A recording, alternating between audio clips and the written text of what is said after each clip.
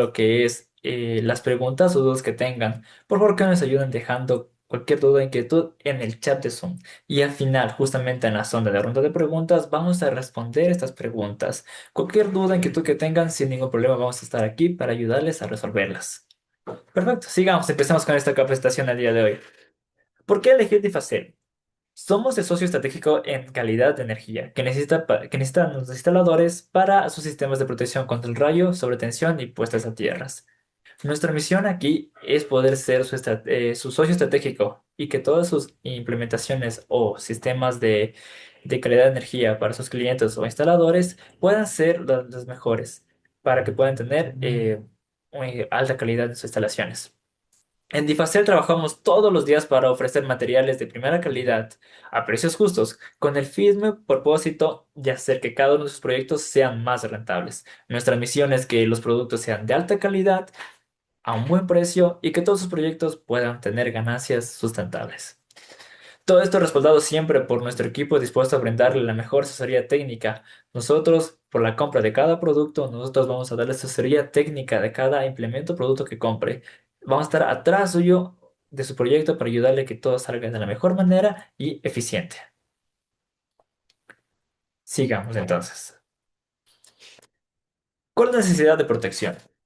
¿Por qué proteger las edificaciones contra sobretensiones? Aquí tenemos lo que es una gráfica que nos indican porcentajes de pues, la necesidad de una protección contra sobrevoltajes o unas sobretensiones que pueden existir. Equipos que cada vez son sensibles y conectados a redes eléctricas y de datos. Estos equipos podrían ser televisiones, computadoras, cuestiones muy sensibles que si existe una sobrecarga, la placa de este equipo se puede quemar y por lo tanto es un gasto muy elevado repasarlo, arreglarlo, pérdida de tiempo. Entonces nosotros queremos que esas cuestiones ya no pasen y que puedan hacer los clientes de mejor manera sus trabajos.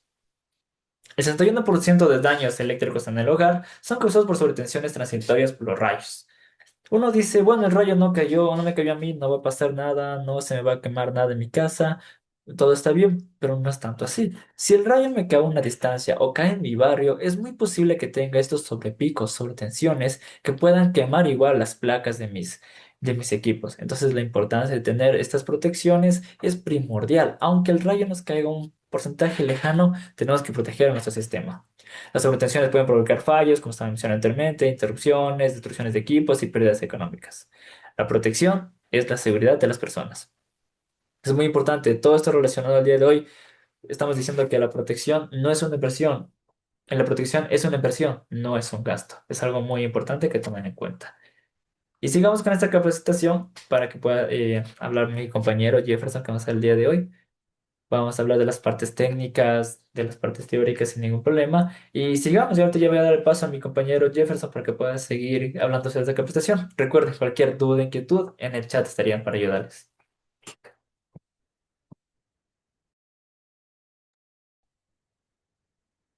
Buenos días con todos. Mi nombre es Jefferson Paway, encargado de la parte de soporte técnico de la empresa Difacel. Igualmente, como nos mencionó nuestro compañero Gustavo, por favor siéntense bastante cómodos y a gustos de mencionarnos cualquier pregunta que nos quieran mencionar, alguna duda, alguna situación que ustedes quieran resolver en este momento de esta capacitación. Bueno, entonces, como lo habíamos mencionado, en esta capacitación vamos a tener algunas etapas. En esta primera etapa nosotros conversaremos acerca de lo primordial, lo que es el sistema del sistema de descargas atmosféricas. Sí, entonces en este caso vamos a empezar por lo que el fenómeno, el protagonista de por qué se suceden los daños a nuestros equipos en estas situaciones, ¿ya? Vamos a hablar sobre por qué se produce el fenómeno del rayo. ¿Ya? En este caso nosotros podemos ver lo siguiente. En la ilustración que tenemos a continuación, tenemos una nube que está caracterizada, tiene el nombre de cumulonimbus, la cual tiene una característica muy importante que se ioniza, se lleva las cargas positivas a la parte superior de la nube y en la parte inferior se ioniza de manera negativa. Paralelamente, en la parte de la superficie terrestre, nosotros vamos a tener igualmente una ionización positiva. Y como aquí lo podemos ver, no hay nada, pero en realidad está lo que es el campo dieléctrico del aire. Entonces, ¿qué es lo que va a pasar cuando empieza esta ionización? Al momento que esta nube característica empieza la ionización, va a formarse un trazador descendente. El trazador descendente está cargado de manera negativa y en la superficie, como lo habíamos mencionado, en la superficie terrestre, como está cargado de manera positiva, por naturaleza nosotros sabemos que estas dos cargas al ser diferentes se van a atraer. Entonces, en el momento que el trazador descendente empieza a proceder y de igual manera el trazador ascendente empieza a subir, el campo dieléctrico del aire empieza a romperse hasta que llegue el punto crítico, el punto que nosotros queremos tratar de que no nos suceda, ¿ya? Que es el rayo. En este momento, como lo podemos ver en la ilustración número 3, nosotros podemos ver que hay un toque ya entre las dos cargas. ¿Cuál es la comparación que nosotros hacemos? Literalmente es un cortocircuito. Es una liberación muy fuerte de energía, la cual, de acuerdo a estudios que se han realizado, hemos estimado que hay una descarga de energía de alrededor de 30 a 100 mil amperios y que suceden alrededor de 5 millones de veces al día distribuidos en todo el mundo. ¿Ya? De acuerdo. Una vez visto lo que es el rayo brevemente, lo que es el fenómeno del rayo, nosotros también vamos a mencionar qué efectos tiene, los efectos destructivos que tiene el rayo. Y siempre vamos a priorizar lo que es principalmente la vida humana, los seres vivos, la seguridad de los seres vivos. Y creo que lastimosamente todos hemos sido testigos o sabemos de algún caso donde alguna persona, algún ser vivo ha sufrido algún daño por estos fenómenos, que inclusive han derivado en la muerte. Y también la parte de proteger nuestra inversión, nuestro patrimonio. Igualmente, por ejemplo, en fábricas, almacenes, nuestros propios hogares, muchas veces también son víctimas de los rayos, en los cuales, por ejemplo, en una situación de una fábrica, de un galpón donde se maneje químicos químicos inflamatorios, al momento que cae un rayo, nosotros sabemos que también aparte de la energía que produce, la energía eléctrica que está produciendo, también produce una disipación muy alta de calor. Y si es que en algún lugar donde haya trabajos con este tipo de químicos puede producir incendios bastante fuertes, bastante destructivos. Y con lo ello también la para de servicios. En este caso, pondré en ejemplo, en contexto, lo que es un hospital. Nosotros, bueno, creo que sabemos por ende que un hospital no puede parar sus servicios, ya que en un hospital inclusive puede haber lo que son equipos de soporte vital y sabemos que no pueden detenerse este tipo de servicios. Sí. Entonces, a continuación tendremos una de las partes más importantes de esta presentación. Todo lo que nosotros hablaremos el día de hoy no podemos decirlo de manera simplemente así porque sí. Todo está regido a las normas tanto nacionales como internacionales. En este caso lo hemos dividido en dos secciones diferentes, lo que es la norma general para lo que es el sistemas de protección contra el rayo, la NFPA 780 y la IEC 6235, que forman parte de la norma internacional. Pero como parte de la norma nacional, tenemos a la norma ecuatoriana de construcción, que nos menciona algunos artículos acerca de lo que son puestas a tierra, conductores, bajadas o conexiones. Y de manera específica y entrando un poquito en contexto lo que hablaremos el día de hoy, tenemos también los pararrayos con dispositivos de cebados. Ahí entra lo que son las normas de NFC, la 17102 del 2011 o la UNE, creo que es una de las más importantes, la UNE 21186 del 2011, que también nos menciona sobre los pararrayos con dispositivos de cebado y nos menciona inclusive el tiempo de cebado. Y la norma portuguesa que nos nombra que es como un recopilatorio de las dos normas anteriores. Listo. Entonces, como se lo había mencionado, el día de hoy vamos a hablar sobre lo que son todo lo que está concerniente al tema de los sistemas de descargas atmosféricas. Y empezaremos con una de las partes más importantes, saber si un lugar amerita o no el uso de estos sistemas. En este caso, vamos a determinarlo como el cálculo de riesgo. Como lo habíamos mencionado, el cálculo de riesgo es saber bueno, es la estimación, si es que nosotros queremos ver si en un determinado lugar, por ejemplo, un galpón, un hospital, una fábrica, amerita sí o no poner un sistema de descargas atmosféricas.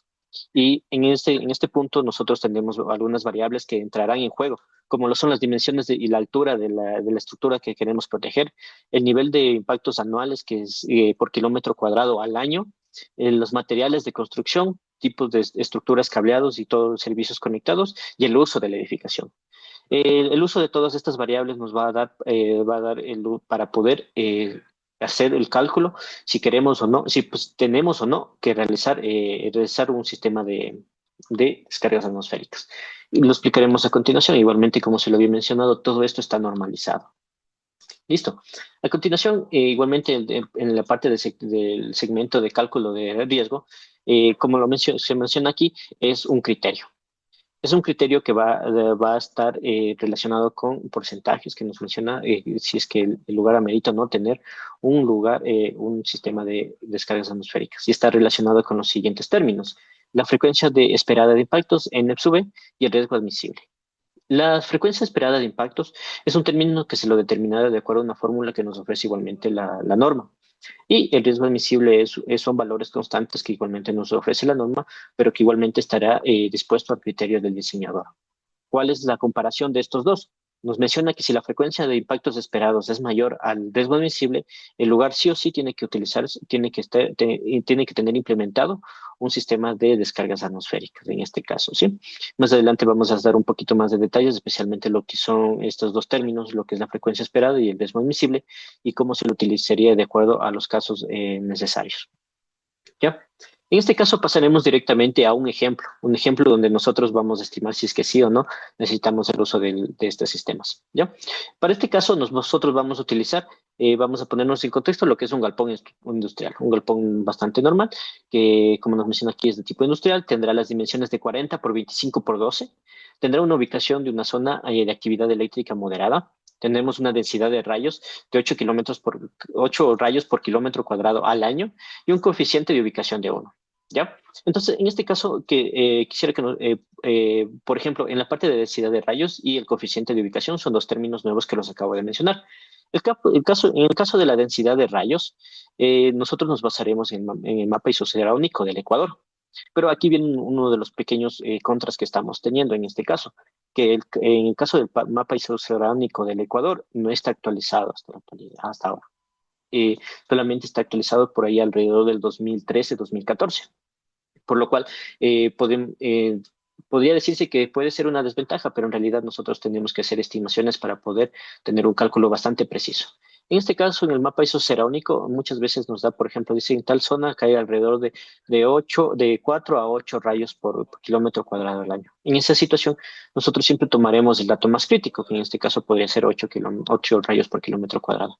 Y el coeficiente de ubicación es un valor que nos dará igualmente la norma, que está especificado de acuerdo a la ubicación de donde queremos hacer el sistema de protección. ¿Ya? Ahora, en la parte de aquí, como podemos ver, la forma utilizada es un modelo simplificado, debido a que hay muchos modelos que nos representan de acuerdo a casos más específicos. Pero a la final, la norma nos ha mencionado que esta fórmula que está aquí, de la frecuencia esperada de impactos, está simplificado para poder hacerlo más rápido. ¿Ya? Como habíamos mencionado, está relacionado con la densidad de rayos, el área equivalente también, que es una expresión específica que lo mencionaremos a continuación, y el coeficiente de ubicación, que como lo había dicho, es una tabla que nos menciona en la norma. Listo. A continuación haremos resolveremos este pequeño ejemplo, este pequeño ejercicio, donde nos mencionará todo lo que es acerca del cálculo de riesgo. En este caso, como primer paso, lo había mencionado, la parte del área equivalente está también expresado por esta fórmula de aquí, la cual está relacionada con el largo, ancho y altura de la edificación que queremos proteger.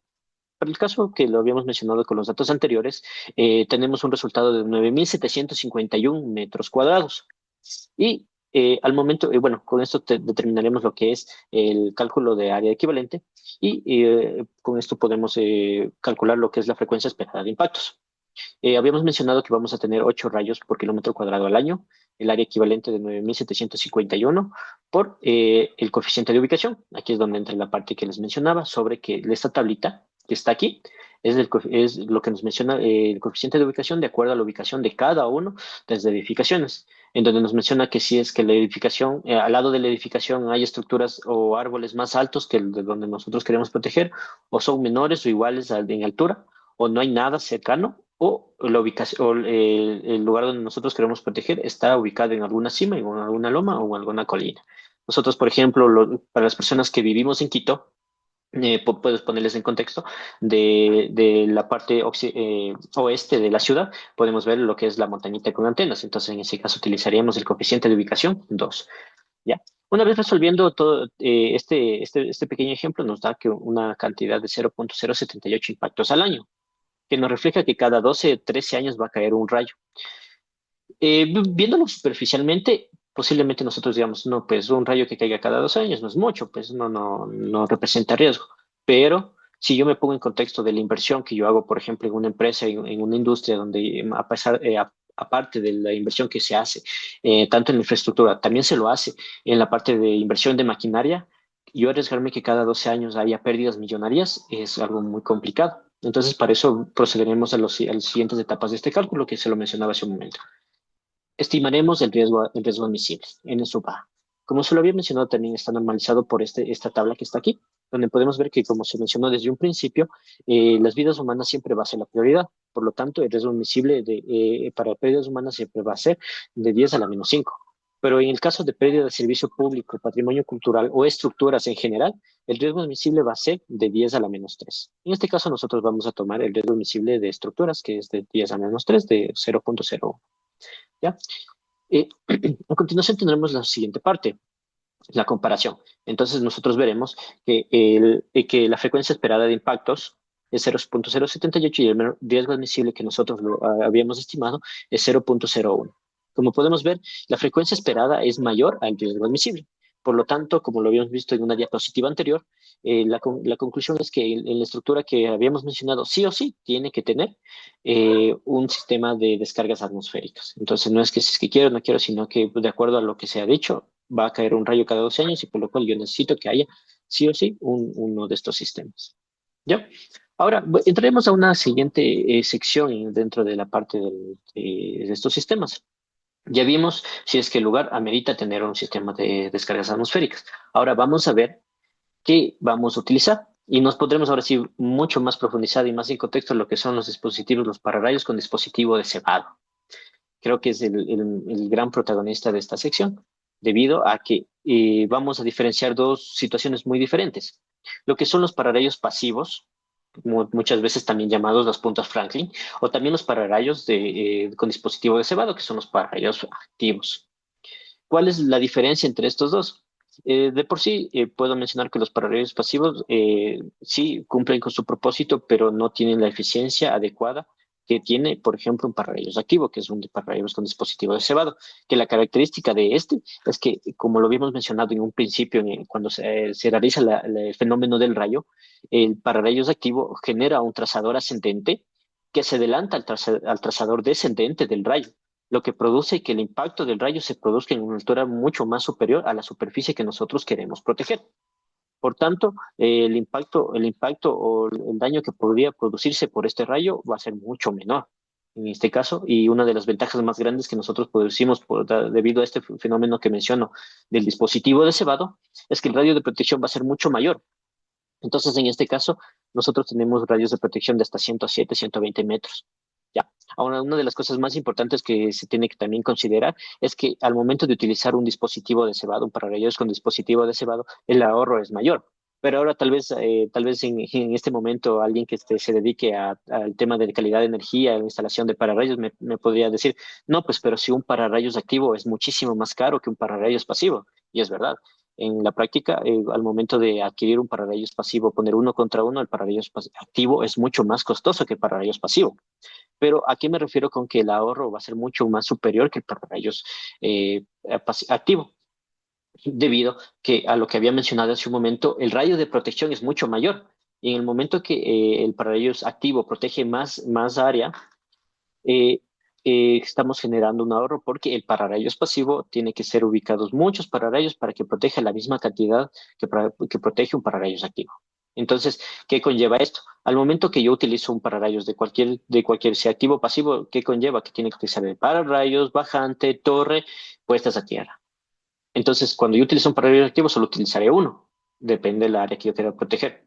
Pero si yo quiero proteger la misma área que protejo el área de pararrayos activo con un pararrayos pasivo, tendré que utilizar más bajantes, más líneas de cobre, más vía chispas, más puestas a tierra, lo cual representa un costo muchísimo mayor, muchísimo mayor.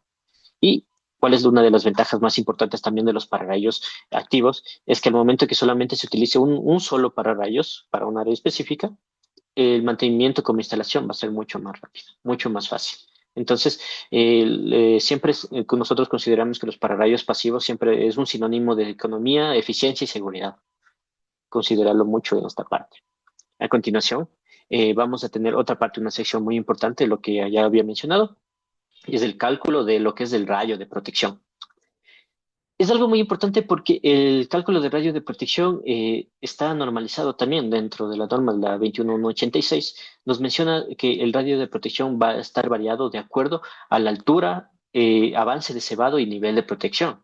Entonces, en este caso, bueno, he mencionado dos variables más, lo que es el avance de cebado y el nivel de protección. El avance de cebado igualmente es una cantidad que nos viene en la norma que igualmente lo mencionaré en un momento, lo explicaré de una manera un poquito más precisa en un momento. Igualmente el nivel de protección, como lo podemos ver en la ilustración que tenemos aquí. Tenemos cuatro niveles de protección. Estos niveles de protección igualmente tienen que se escoge, yo quiero escoger los niveles de protección, pero igualmente se los tiene que realizar de acuerdo a los cálculos que hicimos hace un momento, los de frecuencia de impactos esperado y de riesgo admisible.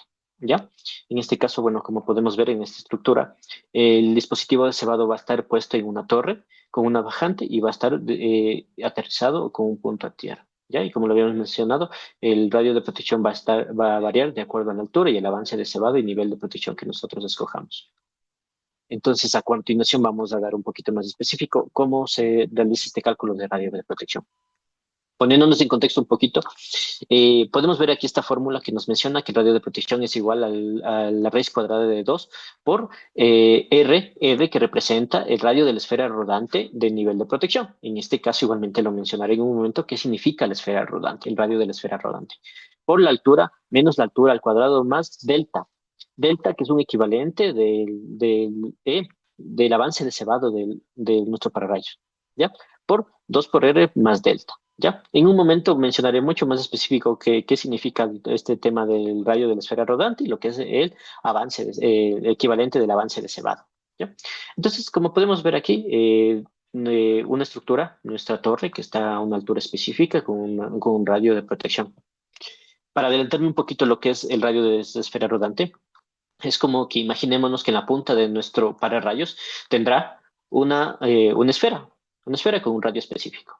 Y esa esfera va a ir rodando por toda la superficie que nosotros queramos proteger. Va a ir rodando poco a poco hasta que llega a la superficie más plana y seguirá rodando de acuerdo a un radio de protección que nosotros queramos establecer. Pero como podemos ver aquí en esta parte de aquí, en esta parte esquinera entre la torre y la superficie, hay una parte donde la esfera no entra por completamente, ¿no? Y todito esta parte que está aquí, la esfera va a ir topando, pero de aquí va a saltar a esta parte de acá y va a seguir rodando acá. Toda esta parte es la sección donde el pararrayos va a proteger. Pero ahora dirán, chuta, pero yo quiero que también me proteja esta parte de aquí. Entonces, digo, ¿eso es bueno o malo? Nos podemos adelantar y les quisiera mencionar, si esta esfera fuera más grande o más pequeña, ¿qué me conviene más para que se proteja justo estas áreas? Obviamente queremos que la esfera sea más pequeña. Si el momento de que la esfera sea más pequeña va a entrar más en estos espacios. Lo veremos más adelante en qué beneficio perjudica este tipo de situaciones. Listo. Vamos a hablar un poquito sobre lo que les había mencionado, el rayo de la esfera rodante, de lo que vimos ahorita, esta representación. ¿Cómo se estima el radio de la esfera rodante? Listo. Igualmente, como lo habíamos mencionado, necesitamos este valor para calcular el radio de protección. Entonces vamos a revisarlo. El radio de la esfera rodante también está normalizado dentro de la norma. Nos menciona que tiene cuatro niveles diferentes, desde la 1 hasta la 4. Y tiene radios establecidos que son igualmente, van desde el 20 hasta el 60. Y como les había mencionado hace un momento, ¿qué nos conviene más? ¿Que el radio de la esfera rodante sea menor o mayor? En este caso, sabemos que nos conviene que sea el radio de la esfera rodante sea menor. En este caso, ¿sí? Entonces nos quiere decir que el nivel de protección 1 es el máximo nivel de protección que nos puede ofrecer un dispositivo, un pararrayos con dispositivo de cebado. Y el nivel 4 representa un dispositivo que tendrá menor protección, pero eso no significa que sea menos eficiente.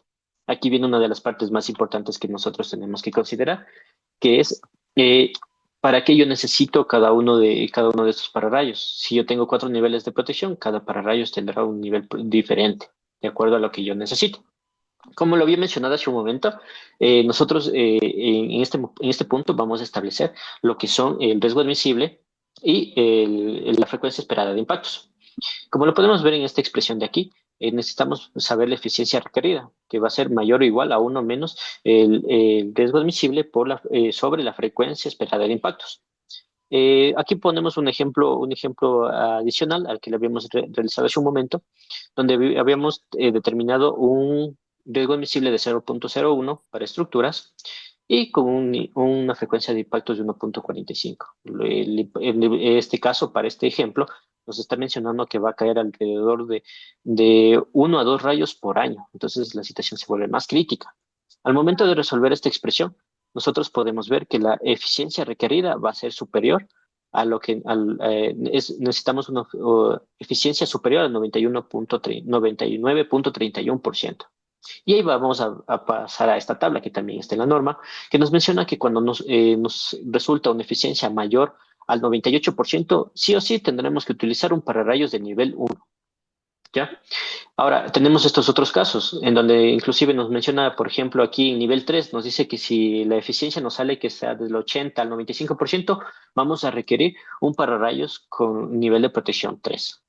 Ahora me dirán, por ejemplo, yo quiero proteger lo máximo posible en mi infraestructura, mi hospital, mi galpón, mi casa, lo que yo quiera.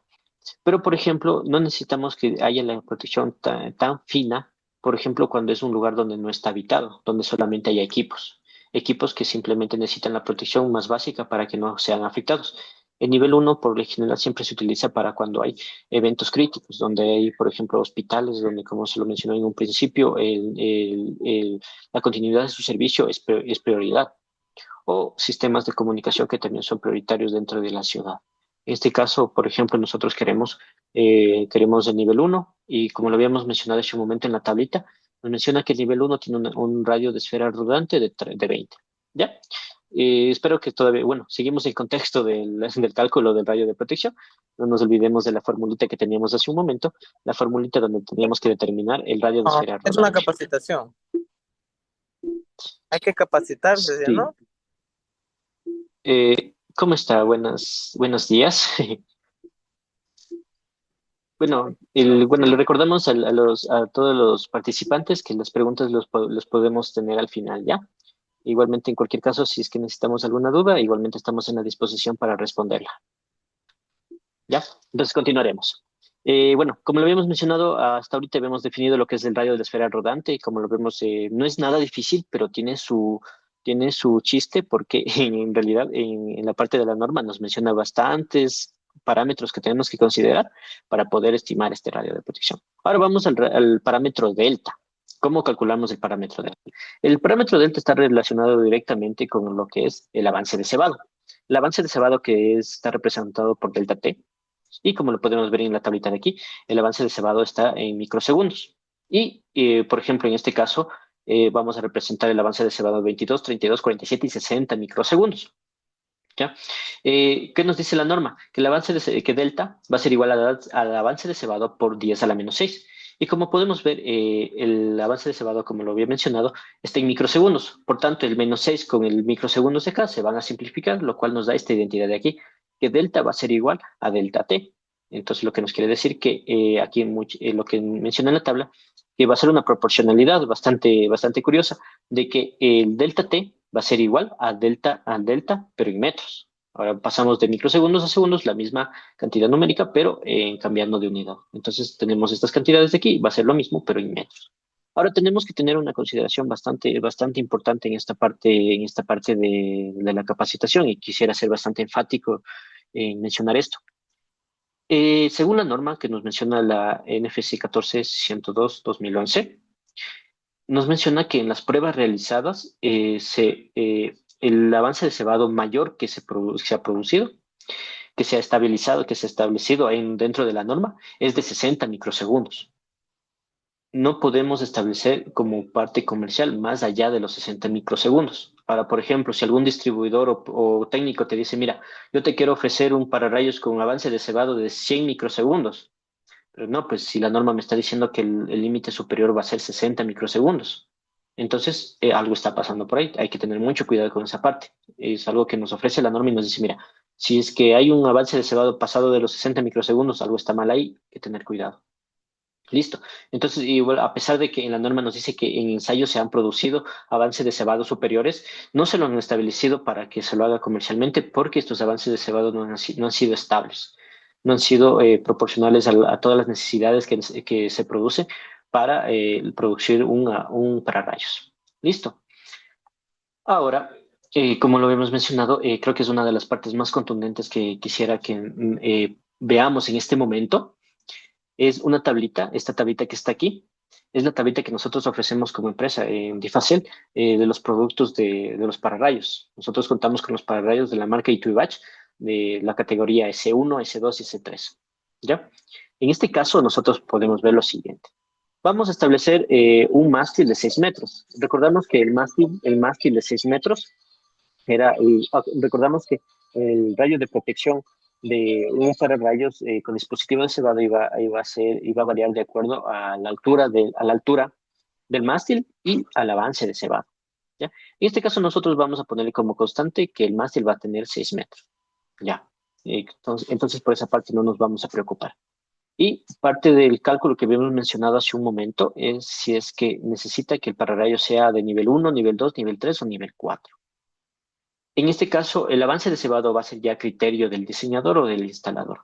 En este caso, como lo habíamos mencionado, ¿qué es el avance de cebado? El avance de cebado, bueno, recordando un poquito lo que es el avance de cebado, el avance de cebado es cuánto es el tiempo que se va a adelantar el trazador ascendente al trazador descendente y que el impacto de rayos se produzca lo más lejos de la estructura que yo quiero proteger.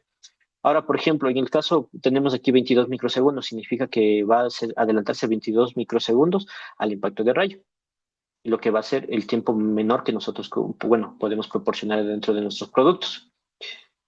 ¿Y cuál es el mayor? 60 microsegundos, como lo habíamos mencionado, mayor de 60 microsegundos no existe, si existe, no nos conviene, perdón, no nos conviene.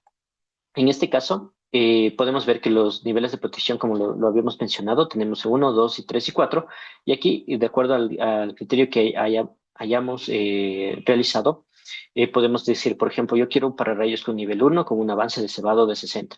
¿Qué rayo de protección me va a dar? 78 metros. Ahora, por ejemplo, yo no quiero algo tan finito, quiero un poquito más para estructuras que no son con tanta prioridad. Por ejemplo, vamos a tener un avance de cebado, que yo quiero un avance de cebado de 22 microsegundos para un nivel de protección 4. Entonces, vamos a tener un radio de protección de 61 metros. ¿Cuál es el mayor radio de protección que contamos en nuestros productos? Es 107 metros, con un pararrayos S4 con avance de cebado de 60 microsegundos con un nivel 4. Vas a tener un radio de protección de 107 metros. Entonces, en este caso, nosotros tenemos que considerar que la selección de un pararrayos con dispositivo de cebado se le realiza de acuerdo a lo que habíamos mencionado hace un momento, que es a la evaluación de riesgo. ¿Sí? Ahora, en este momento, nosotros podemos, le quisiera hacer una pequeña demostración de cómo se hace el cálculo del rayo de protección. En este caso, vamos a poner en contexto, por ejemplo, lo que habíamos mencionado hace un momento en el cálculo que nosotros requerimos, un pararrayos con nivel uno, con protección de nivel uno. Vamos a tener una torre de 6 metros y el avance de cebado de 60 microsegundos. O sea, lo mejor de lo mejor. O sea, lo mejor que me va a proteger con el riesgo menor que de un impacto de rayos que me vaya a producir algún daño. Habíamos mencionado que cuando escogemos el nivel de protección 1, vamos a tener un rayo de esfera rodante de 20 metros y la proporcionalidad del avance de cebado de 60 microsegundos que pasará a ser 60 metros.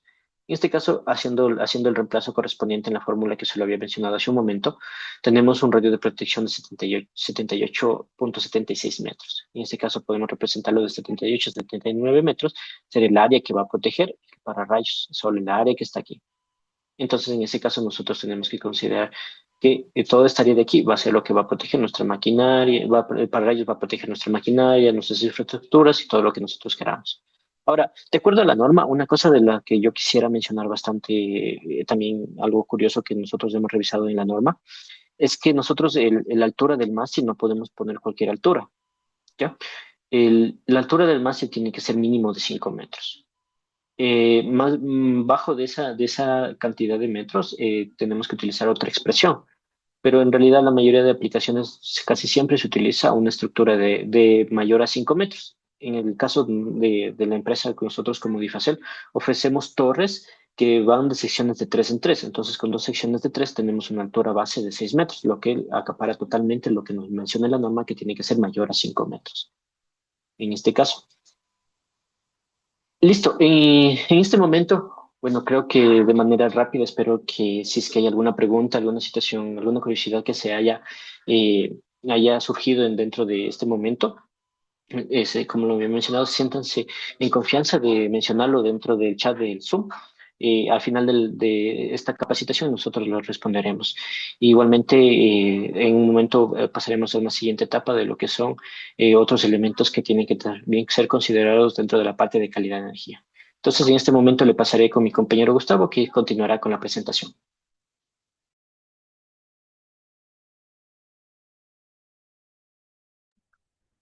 Listo, entonces muchas gracias. Sigamos con esta capacitación. Justo a mí me tocó la parte de los implementos para la protección contra el rayo. Vamos a hablar sobre los implementos que tiene Difacel para este sistema de protección del rayo. Sigamos. Lo que vamos a encontrar aquí es un sistema normalizado de una protección para rayo, donde podemos observar lo que es en la parte superior de arriba el pararrayo PDC, es que sea un pararrayo sensor a él. Tenemos lo que es un mástil o la bajante del cable, que es el cable que podemos tener aquí en Difacel sin ningún problema. Puede ser el cable 1020 de cable de cable de cobre sin ningún problema. Contador de rayos, contador de eventos. Tenemos dos funciones. Tenemos uno que es mecánico y uno digital. Eso nos permite poder verificar cada año cuántos rayos o cuántos han caído sin ningún problema en el pararrayo. Y en base a esto podemos saber si hay que hacerle mantenimiento correctivo o preventivo. Y algo muy importante que debe tener un pararrayo está en la parte inferior, sería el electrodo activo o la malla de tierra. Este electrodo activo nosotros ofrecemos de Difacel, ayudaría a disipar la corriente que va a caer del rayo hacia el pararrayo y dispersarlo hacia el suelo sin ningún problema. Son electrodos activos que ya lo vamos a explicar en un momentito sin ningún problema. Entonces sigamos con esa parte de la capacitación. A continuación tenemos cómo identificar que un pararrayo no es certificado. Como podemos observar, este pararrayo de aquí se encuentra en el mercado ecuatoriano, lo hemos visto, hemos intentado cotizarlo, pero no hemos podido. Pero solamente viéndole físicamente en esta foto podemos observar que no es un pararrayo certificado, aunque sus proveedores dicen que sí es certificado. Podemos observar aquí que este pararrayo no presenta ensayos de laboratorio o certificados de calidad, por lo tanto no podría decirse que es un pararrayo certificado. Es una simple punta Franklin disfrazado con un pararrayo de PDC, un pararrayo activo certificado. El arreglo de aquí, como podemos observar, es plástico. Por lo tanto, si cae un rayo o una descarga muy potente, es muy posible que se vaya a quemar todo. Que se vaya a quemar todo este pararrayo y que la vida útil sea muy poca y que cada rato tenga que cambiar de pararrayo, volver a subir y cambiar. Por lo tanto, no es totalmente eficiente para un sistema de protección y por lo tanto no cumple con las normativas, como la UNE, la 21186 y la NFC, la 17102. Estos pararrayos, como podemos observar, no cumplen la normativa y no estaría factible para poner instalación. Tenemos otro pararrayo que está en el mercado ecuatoriano, que este pararrayo que podemos observarlo está mejor disfrazado para decir que es un pararrayo certificado. Tenemos aquí en la parte de aquí, podemos observar que tiene como un cilindro indicando que tiene el dispositivo de cebado. Pero desgraciadamente, aunque nos digan que tiene el dispositivo de cebado, no está certificado. Por lo tanto, no es un pararrayo funcional y no podría servirnos para instalaciones. De igual manera, tenemos esta parte aquí negra, que es un arreglo plástico que de igual manera, si cae un rayo, se va a quemar enseguida sin ningún problema, entonces no sería funcional ni disponible. Algo muy importante que tiene que tener un certificado para rayo es un subliminado láser aquí en la parte de adelante, donde se indica el número de fabricación, número de serie, certificados, fecha de realización de pararrayo, que eso es muy primordial para un pararrayo certificado o un pararrayo activo, lo cual nos indicaría que sí nos va a proteger sobre la descarga eléctrica. Sigamos por aquí. Y esto, ¿qué debe tener un pararrayo certificado? Ya lo vimos anteriormente que tiene un pararrayo certificado, pero ahorita vamos a indicar qué tienen nuestros pararrayos certificados. Justamente vamos a tomar ahorita en cuenta un pararrayo Itobatch. podemos observar que tiene la de las pruebas de funcionamiento sin ningún componente o el test de mantenimiento o para los test de mantenimiento. Tenemos aquí la foto con nuestro probador de testeo que está puesto en el pararrayo indicando que se está funcionando sin ningún problema. Fichas técnicas se entregan al cliente sin ningún problema, donde podemos indicar que tiene un tiempo de cebado desde 22 microsegundos hasta 60 microsegundos. Muy importante lo que mencioné anteriormente, la subliminación a láser. Como podemos observar en la parte de aquí adelante, si está subliminado láser, la marca, la serie, las normativas que cumplen, fecha de fechas, sin ningún problema está esto puesto. La fabricación, podemos observar que en ningún lado se ve algo diferente que no sea acero inoxidable. Por lo tanto, está fabricado exactamente para soportar las descargas eléctricas sin ningún problema y anticorrosivo también para que pueda funcionar sin ningún problema. Algo muy importante, primordial, el sello de calidad de seguridad. De igual manera, está subliminado al láser. En la parte de acá adelante, el sello de calidad de seguridad que todos los pararrayos de la marca de Tubach van a encontrar sin ningún problema y cualquier cliente que necesite ver este seguro de seguridad, se le estaría indicando sin ningún problema. Por lo tanto, ese pararrayos sí cumple con todas las normativas anteriormente mencionadas, como la UNE 21186, la NFC, la 17102. Entonces, hablamos del pararrayo y Tubach. Tenemos el pararrayo y Tubach, tenemos cuatro. Como me mencionó anteriormente mi compañero Jefferson, tenemos cuatro que podemos ofrecer, el que es el S1, S2, S3 y S4. Sensor S1, sensor S2, sensor S3, sensor S4. Estos pararrayos cumplen diferentes niveles de protección, pero aún así todos estos pararrayos son dispositivos de cebado electrónico.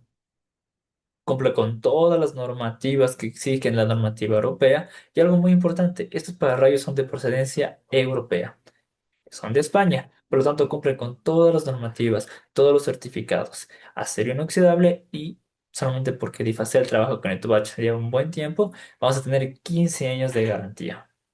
Claramente esta garantía cubriría cualquier defecto de fábrica que puedas tener, pero esto es algo muy excelente porque muy pocos, casi nadie, para rayos en el mercado tienen este porcentaje de años de garantía. Pero he estado hablando de certificados, que tenemos que entregarlos, que tienen que tener todos los certificados. Pues nosotros, como Difacel, entregamos en la cajita del pararrayo los debidos certificados de calidad. Aquí podemos tener nuestros certificados del BU Veritas, una foto nomás rápida. Estos documentos son entregados dentro del pararrayo. De igual manera, los ensayos del Instituto Tecnológico de Energía de España son entregados. Todos son sellados y firmados y es entregados al cliente para que puedan indicar sin ningún problema a los demás que este pararrayo es certificado y es totalmente funcional. De igual manera, Difacel da otro tipo de pararrayos. Intentamos abrir nuestro mercado. Tenemos los pararrayos de Tubach y también los pararrayos de DFL System. Estos pararrayos de procedencia norteamericana, de igual manera, cumple con todas las normativas anteriormente mencionadas, como la UNE 21186, la NFC 17102, todas del año 2011. Igual manera, se puede observar en la imagen de este pararrayo que es acero totalmente inoxidable. No hay ninguna parte que tenga algo plástico.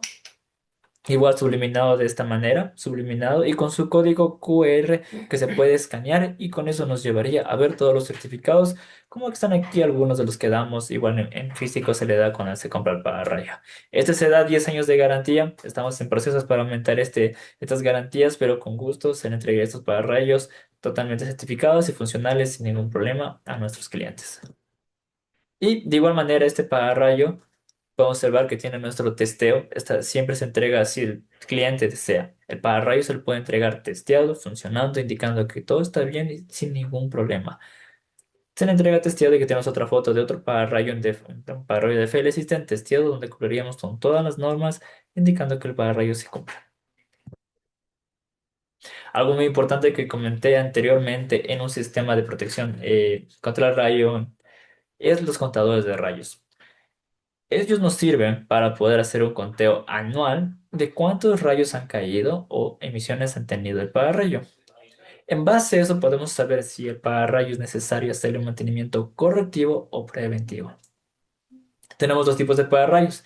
El mecánico solamente indica que ha caído indica solamente el número. Sería uno, dos, tres rayos han caído. En cambio, el digital nos indica fecha y hora cuando haya caído. Entonces, por lo tanto, tenemos un rango más de indicaciones de en qué épocas caen más rayos, temporadas. Toda esa cuestión se puede medir sin ningún problema con estos pararrayos de TFL System, con esos contadores de TFL System de procedencia norteamericana. Se le entrega con 5 años de garantía y tienen grado de protección IP67. Listo. Ya hablamos de todo el sistema de conexión de un pararrayo y todo lo que se puede ofrecer de Ifacel. Entonces sigamos con esta capacitación sin ningún problema. Vamos a hablar sobre sistemas de protección contra sobretensiones, que de igual manera, haciéndoles acuerdo, si tienen alguna duda, inquietud, por favor, en cada parte de mensajes de Zoom, nos dejan sus preguntas, sus inquietudes y al final vamos a estar respondiendo. De antemano, muchas gracias por estar aquí. Y sigamos con esta capacitación con mi compañero Jefferson, que ya vamos a hablar sobre sistemas de protección contra sobretensiones.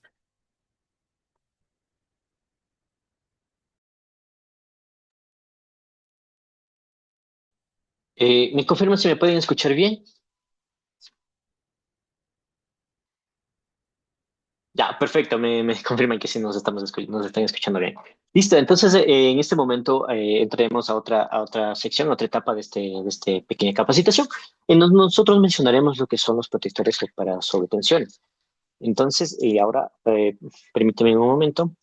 Igualmente, bueno, yo creo que he mencionado bastante la norma, pero es porque en general todos nuestros equipos están bajo las normas que establecen que los equipos están funcionando de manera adecuada y están preparados para cada una las situaciones que pueden suceder, tanto impactos como rayos o lo que vamos a hablar a continuación. En este caso, para los protectores de sobretensiones, nos estamos rigiendo a la norma NFPA 70 contra la protección de sobretensiones transitorias y requisitos de la instalación. Un término muy importante que mencionar igualmente a continuación sobre las sobretensiones transitorias. O también un poco, también es unos extractos sobre la norma UL 1449, estándar para los dispositivos de protección contra sobretensiones. De manera específica vamos a hablar también sobre la IEC 61643 del capítulo 12 y el capítulo 11 que nos menciona sobre todo lo que es el tema de la selección de los SPD, que son los dispositivos de protección para sobretensiones. O también la norma portuguesa que de la NP, el 4426 del 2013 para las protecciones con dispositivos de cebado, que también aquí nos menciona una parte muy importante sobre lo que son sobretensiones, protector de sobretensiones.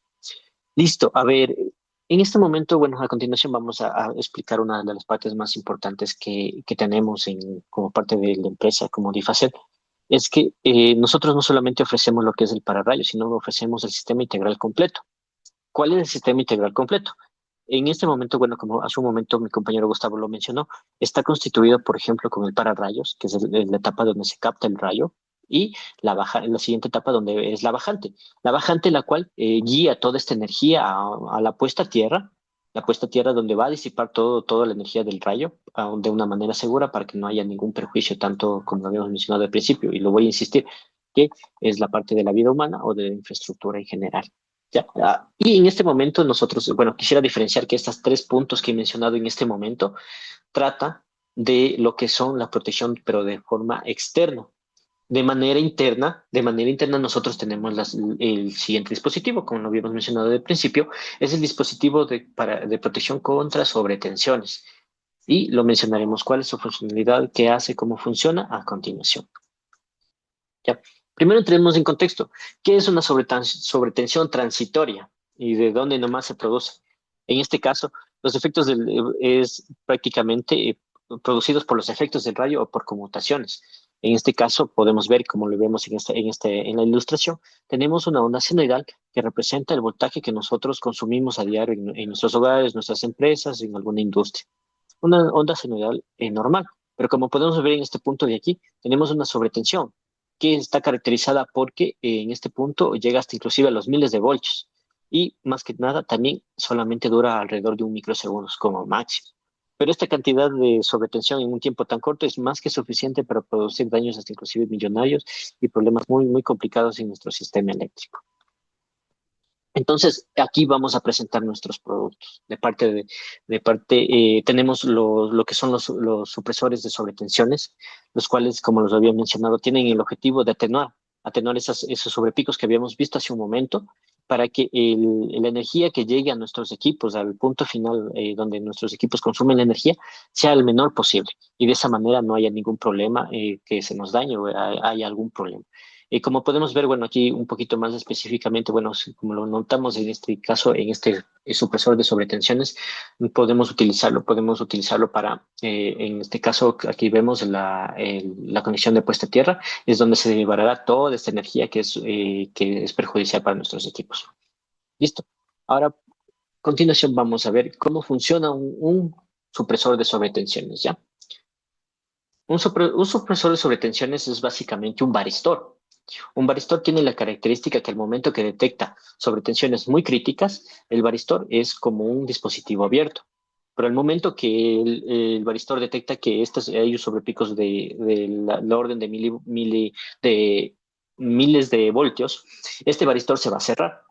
Y en este caso, como lo podemos ver, el varistor se cerrará y todo este sobrepico que viene de parte puede ser de un rayo o de conmutaciones, todo este tipo esta energía que está de más se va a ir al punto tierra. Entonces, de esa manera, el sobrepico no pasará a nuestro equipo, o si es que pasa, pasará una cantidad que pueda nuestro equipo soportarlo. Tenemos que recordar que, bueno, en un equipo que también está diseñado con varistores, los cuales también van a soportar algún ciertos picos de sobretensiones, pero no los que van a entrar, por ejemplo, directamente desde un rayo. Entonces, en ese caso, va a entrar un pequeño sobrepico, sí, pero va a ser lo suficientemente pequeño para que el equipo pueda soportarlo.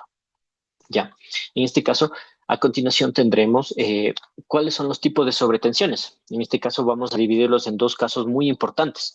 Por ejemplo, como podemos ver en esta ilustración de aquí, tenemos lo que son los que son de origen de conducción, los más peligrosos, los más dañinos que nosotros tenemos, que están categorizados por la onda 10 sobre 350 microsegundos. En un momento explicaré qué significa este 10 sobre 350 microsegundos.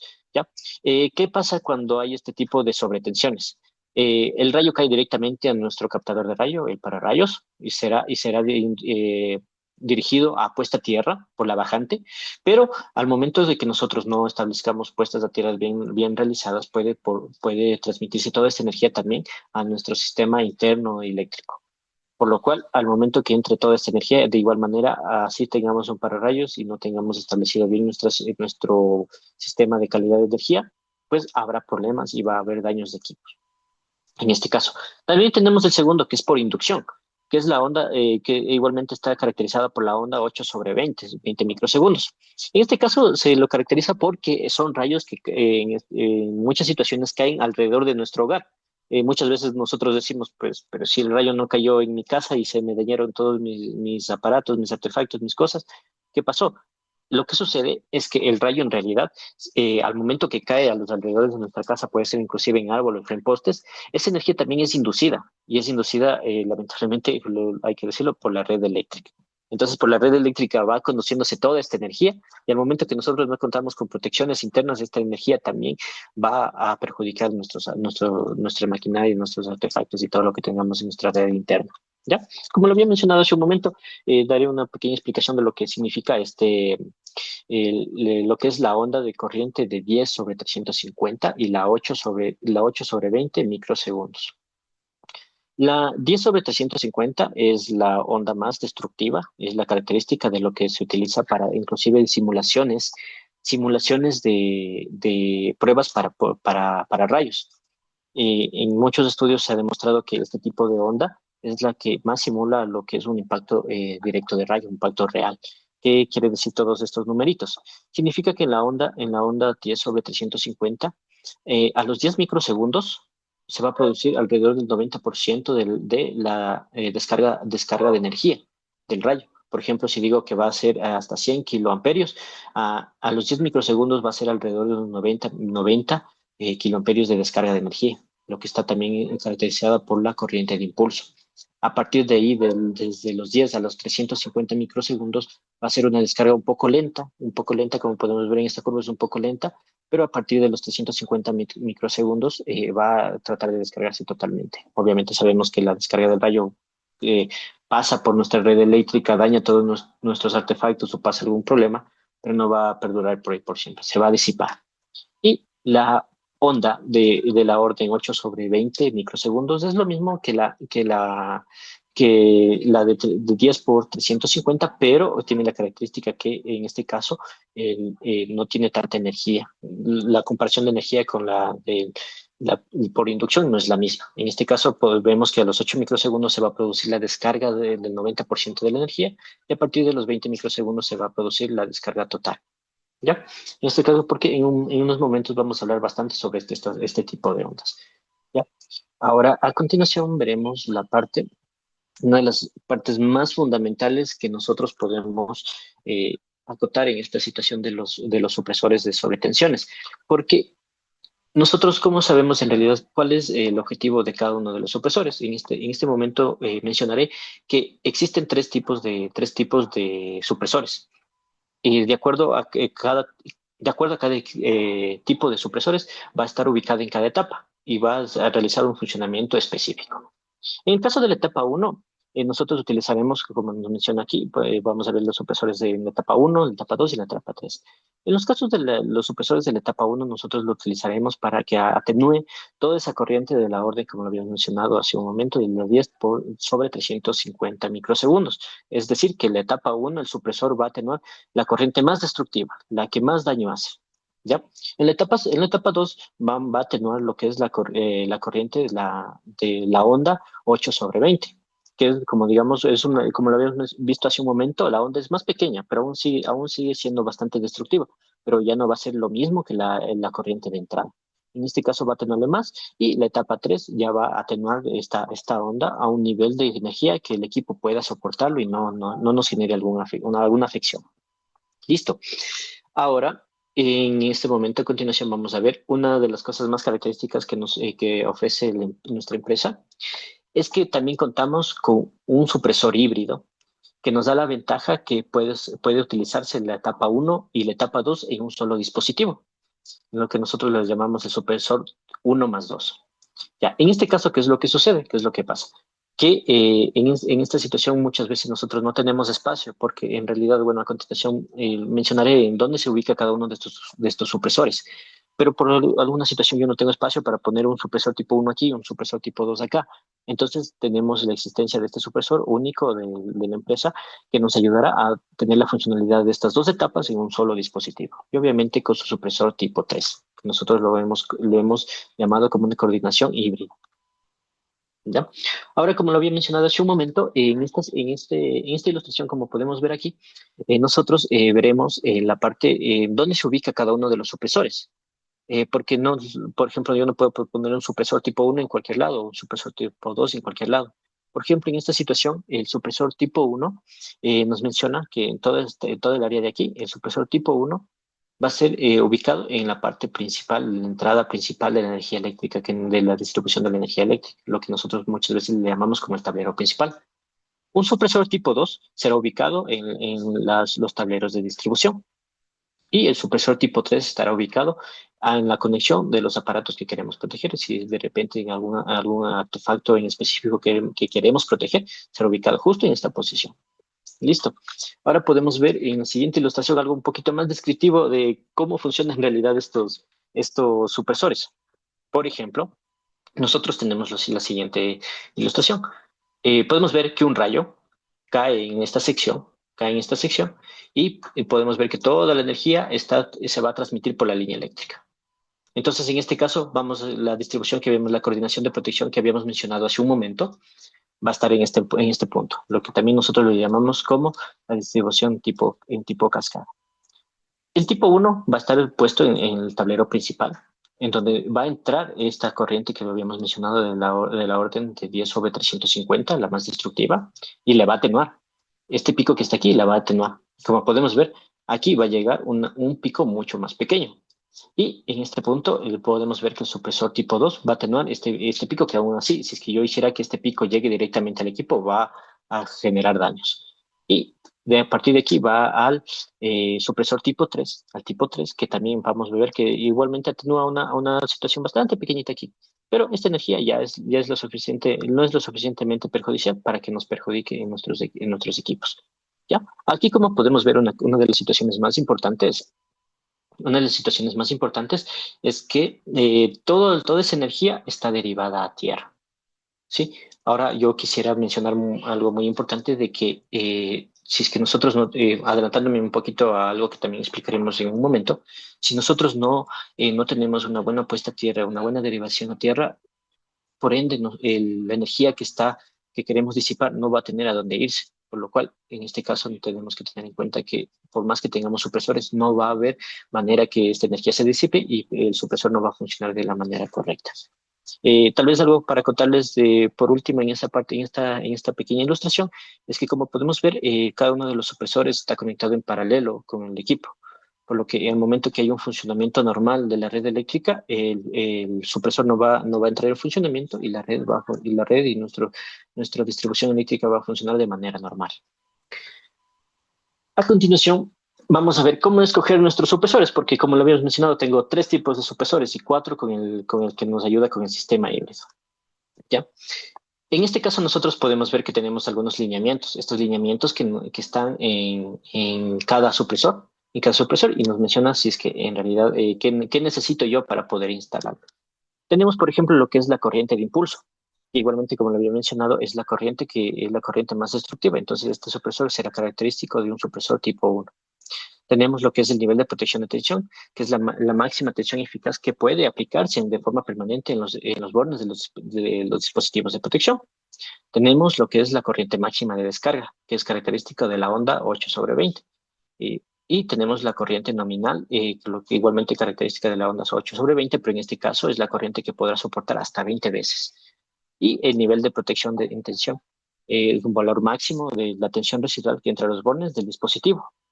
Entonces, al momento que nosotros queremos escoger un supresor, tenemos que tomar en cuenta estos valores de aquí y lo mencionaré en un momento. ¿Por qué? Porque si no escogemos bien estos valores, el dispositivo de protección sobre tensiones no va a funcionar de manera adecuada. Listo. Vamos a ver en la siguiente parte. Listo, la selección seguiremos en la parte de la selección. Listo, en este caso nosotros podemos ver la siguiente información. Por ejemplo, aquí, como lo había mencionado, los supresores de parte de la marca de DFL System que nosotros ofrecemos tiene la siguiente categorización, donde nos dice sobre la corriente de protección, corriente nominal, máxima de impulso y valores adicionales. Entonces, nosotros tenemos que tener en cuenta cuál es la tensión nominal de nuestro servicio de suministro eléctrico. Por ejemplo, si nuestro servicio de suministro eléctrico es 120, nosotros podemos escoger uno de 150, pero por ejemplo, si yo escojo este valor menor al de nuestro suministro, el supresor va a estar actuando a cada momento y no va a funcionar de manera adecuada. De la misma manera pasa con la tensión máxima soportada, que es una tensión que puede soportar, es un máximo que puede soportar antes que se destruya el equipo y que de igual manera tiene que ser menor al nivel de al nivel de voltaje de protección. Debido a que si yo lo hago, por ejemplo, si yo pongo que el valor de protección de máxima soportada sea menor que el voltaje de protección del supresor, entonces obviamente está actuando al revés. Es como que si el equipo va a proteger al supresor, no tiene que ser al revés. Entonces todo esto, igualmente a continuación en el momento de la presentación del producto, lo va a especificar un poco más esta parte. Listo. Listo, entonces en este momento van a hacer la presentación de nuestros productos y veremos un poquito o me están diciendo si tenemos alguna. Sí, ya. Bueno, y como lo habíamos mencionado, en este momento vamos a hacer lo que es la implementación de los productos. ¿En qué falta? Para adelantarme un poquito en este punto, quisiera mencionar que, como se había dicho en un cierto punto de la presentación, de la capacitación, hay una condición bastante considerable que nosotros tenemos que tener en cuenta. Lo que es si la protección que yo quiero implementar es externa o interna. Por ejemplo, si yo quiero implementar una protección interna, ¿qué artefactos nomás necesitábamos? ¿Qué dispositivo nomás necesitábamos? Era el pararrayos, la bajante y nuestra puesta a tierra, en este caso. Pero también nosotros tenemos otra situación. Por ejemplo, en la parte interna. Como lo habíamos mencionado, en la parte interna lleva, por ejemplo, toda su combinación de protecciones de sobretensiones, que son las protecciones, en las cuales nosotros haremos énfasis en que queremos proteger el equipo final, pero también tendrá su derivación a tierra. Pero ojo aquí, una cosa muy importante. tanto el dispositivo interno como externo no deben tener el mismo puesta a tierra. Hay que tener mucho cuidado con esa parte, porque muchas veces cogen y dice, yo quiero poner mi sistema de descargas atmosféricas y mi sistema de protección interna. Y voy a poner una sola puesta a tierra y punto. Y yo lo conecto, lo hago en mi soldadura exotérmica y ahí quedó. Pero hay que tener mucho cuidado con esto, porque y esto tiene mucho en cuenta con un razonamiento que, por ejemplo, si hay un rayo que es captado por el pararrayos y va derivado al punto tierra, toda esta energía al momento de estar conectados a nuestro sistema interno y en caso de tener todos nuestros protectores de sobretensiones, va a haber daños a cada momento de los protectores, porque está conectado y toda esa energía va a ir directo a la parte interna de la casa. Entonces, como que no hay mucho sentido en esa parte. Entonces, ¿qué es lo que nosotros tenemos que realizar, que tenemos que hacer? Son dos puestas a tierra diferentes, tanto para el sistema interno como para el sistema externo. Pero ojo con una situación, y esto no es que lo decimos nosotros, sino lo dice la norma. Si el momento que nosotros si en el momento que realizamos dos sistemas, en tanto el interno como el externo, y realizamos nuestras puestas a tierra, nosotros decimos, ya, entonces todo está bien. Pero ahí también hay que tener una situación bastante de considerar que es que ambos sistemas de puestas a tierra tienen que estar unidas equipotencialmente. ¿Qué quiere decir con esto? Que al momento que se produzca dos sistemas de puestas a tierra tienen que estar interconectadas. Pero me dirán, pues entonces para eso pongo un mismo sistema puesta a tierra. Pues no, en realidad están interconectadas, pero aquí entra otro dispositivo que, bueno, en su momento también podremos mencionarlo, lo que son los vía chispas. Que en realidad, ¿qué es lo que sucede? Que al momento que dos sistemas de puestas de tierra están conectados por un vía chispas, en realidad es un varistor que funciona igualmente como el supresor. ¿Qué es lo que sucedía? Que al momento de detectar una sobretensión bastante fuerte, va a cerrarse y va a unirse para que ayude a disipar toda la energía. Y como sabemos, entre más extenso es la puesta a tierra, más nos va a ayudar a disipar esto. Pero ¿por qué es esta interconexión? Porque hay un vía chispas que en realidad, como lo mencionaba, mientras no haya estas sobretensiones no va a estar conectado. Es como que estuvieran diferentes. ¿Qué pasa en esta situación? Que, por ejemplo, hay algunos tipos de corrientes o ruido que pueden entrar a nuestro sistema interno.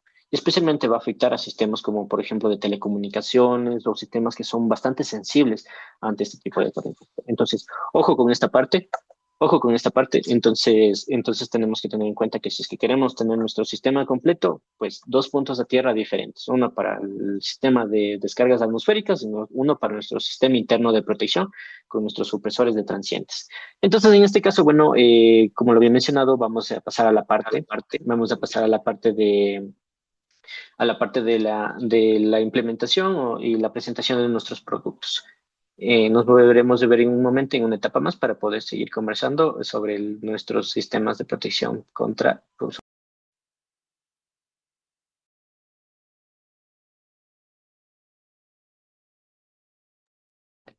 Perfecto, entonces sigamos con la parte de implementos para la protección contra sobretensiones. Los implementos que tiene Difacel que ofrecerles a ustedes para hacer esta implementación de protección. ¿Podemos seguir con esto? Listo, tenemos lo que es nuestro primer supresor. Si vamos en tipo de cascada, como se indicó anteriormente, como tiene que ser la protección, tenemos que tener este supresor tipo uno. Tenemos de diferentes kiloamperajes, trabajamos de 200 kiloamperajes de supresor, que se instala después del medidor, o es decir, en el tablero principal de domicilio, edificio, empresa o industria sin ningún problema.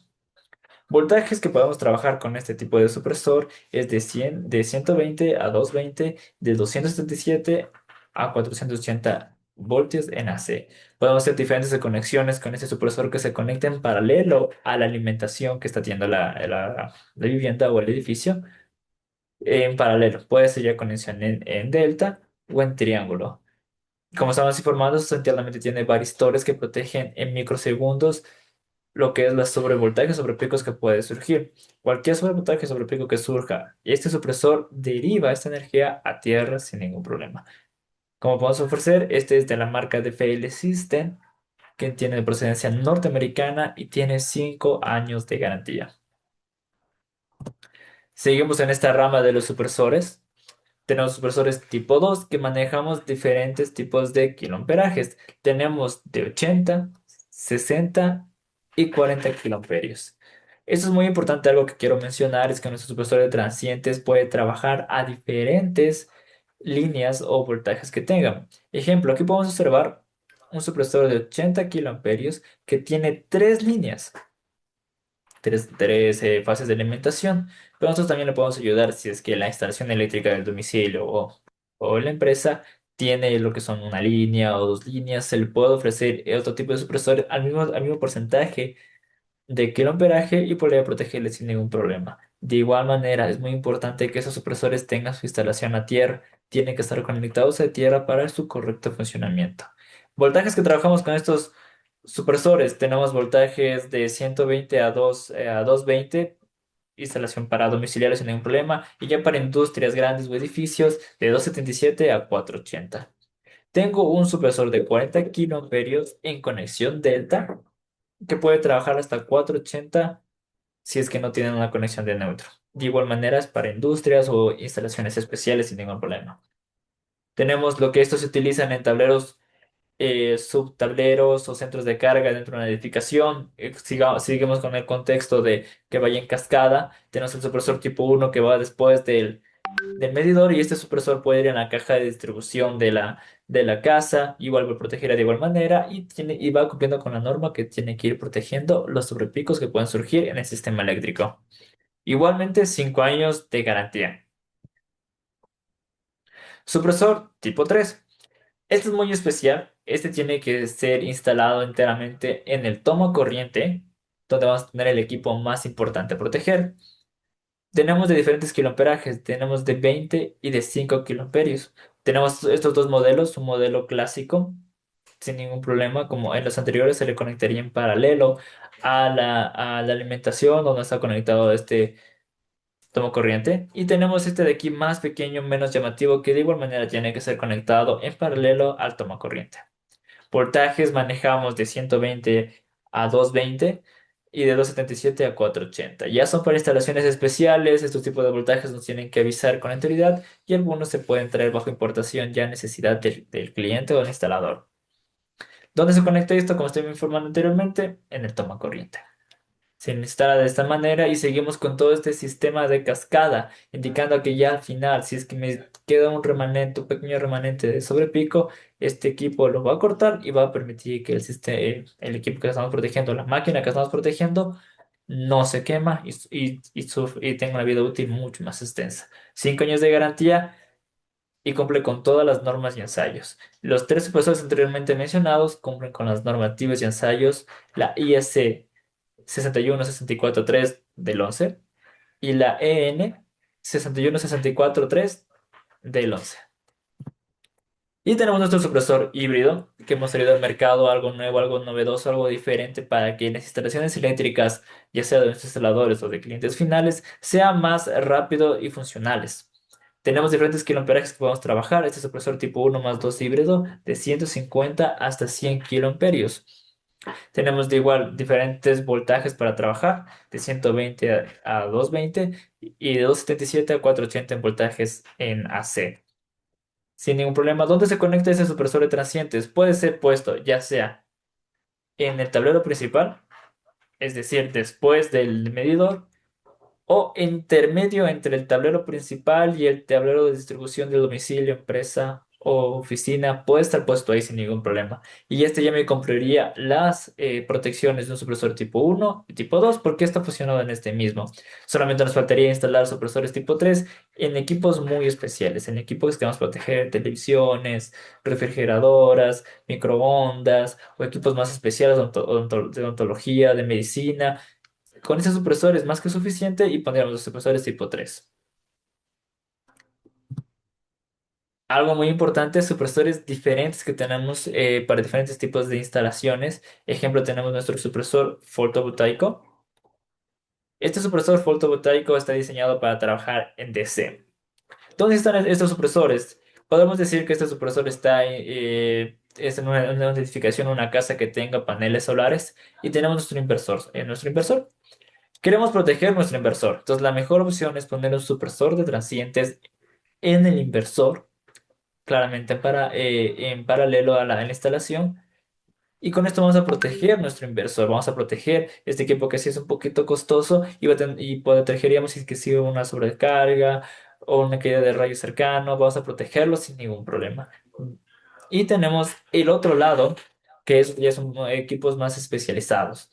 Un ejemplo que hemos tenido aquí en el Ecuador, que es muy conocido, es que tenemos cámaras en muchas zonas de la ciudad.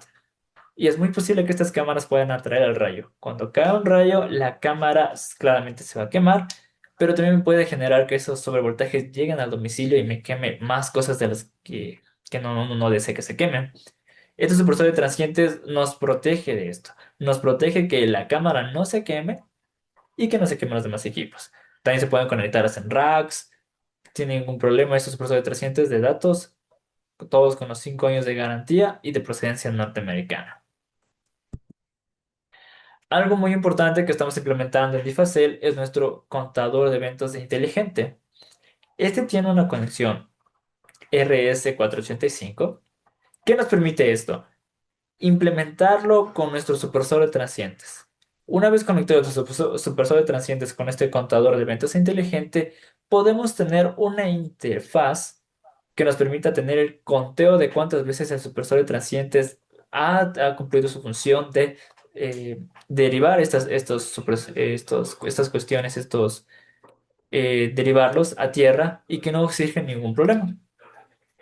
Por lo tanto, con esta conexión RS485 podemos realizar una conexión a computadora o a teléfono o a una aplicación y podemos tener este monitoreo externamente sin ningún problema. De igual manera, es desde la marca de FL System, procedencia norteamericana, con 5 años de garantía. Y listo. Vamos a seguir con nuestro compañero Jefferson sobre la importancia de la puesta a tierra. De igual manera, muchas gracias por las preguntas que estamos teniendo. Al final vamos a responderlas todas sin instrucción, sin ningún problema. Estén atentos. Si tienen más dudas o más consultas, déjanos igual en el chat y estaremos atentos a cualquier duda, inquietud que tengan. Hay unas preguntas que...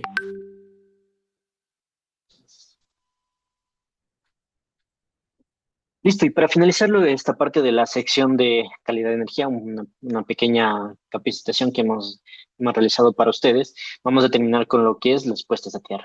Pero antes de continuar con el tema de las puestas a tierra, quisiera ser un poco enfático de que en este tema de puestas a tierra no es suficiente con solamente hablar con una diapositiva, como lo que es en este momento. Debido a que la puesta a tierra también es un mundo totalmente complejo también, porque no solamente es que voy a coger y digo en mi galpón, en mi casa, en mi industria, voy a poner una puesta a tierra y ahí quedó, sino que la implementación de las puestas a tierra también tiene muchos parámetros que hay que considerar, porque como lo habíamos mencionado hace un momento, tanto los pararrayos como los supresores de transientes deben ser implementados de manera adecuada, y al momento de no hacerlo de manera adecuada, pues va a haber problemas. Muy rápidamente puedo mencionar que tiene que considerar tanto resistencia, resistividad de la tierra, lugar donde se le va a instalar y todo eso, para poder ver si es que se puede o no instalar o qué tipo de puesta a tierra necesito. E inclusive a veces tenemos situaciones donde no puedo instalar la puesta a tierra, entonces, ¿qué tengo que hacer? Buscar alternativas, que igualmente tienen que ser un puesta a tierra. No es que no voy a instalarlo, pero tengo que buscar alternativas, que igualmente en un momento se lo va a mencionar cuáles las alternativas que tenemos como puestas a tierra en nuestro caso. Entonces, aquí lo primerito que nos menciona, sin puesta a tierra no hay protección. Entonces, nosotros queríamos hacer una analogía, una comparación, como podemos ver en la ilustración que tenemos en la parte izquierda inferior. Vamos a hacer como que la comparación de que una descarga eléctrica de un rayo es comparable a una botella con un líquido. El líquido será la descarga eléctrica, ¿sí? Y nuestra puesta a tierra va a ser un embudo. Y la eficiencia de nuestra puesta a tierra, la calidad de nuestra puesta a tierra, será el diámetro de la parte inferior de nuestro embudo. Entonces, nosotros podemos ver que si es que, por ejemplo, en la ilustración que hemos mostrado en este momento, en esta parte de aquí, por ejemplo, nosotros tenemos una instalación donde nos dice está mal, pero ¿por qué está mal? Vamos a ver que cuando se produce la descarga atmosférica, en este caso podemos mencionar que es la descarga atmosférica, el embudo empieza a llenarse, pero como fue mal diseñado la puesta a tierra, no puede desbocar toda esta energía en una sola, porque esta parte de aquí es muy pequeña. Entonces, ¿qué va a producirse? Que va a haber derramamiento de líquido, que en este caso, como lo habíamos mencionado, es la comparación con nuestras descargas.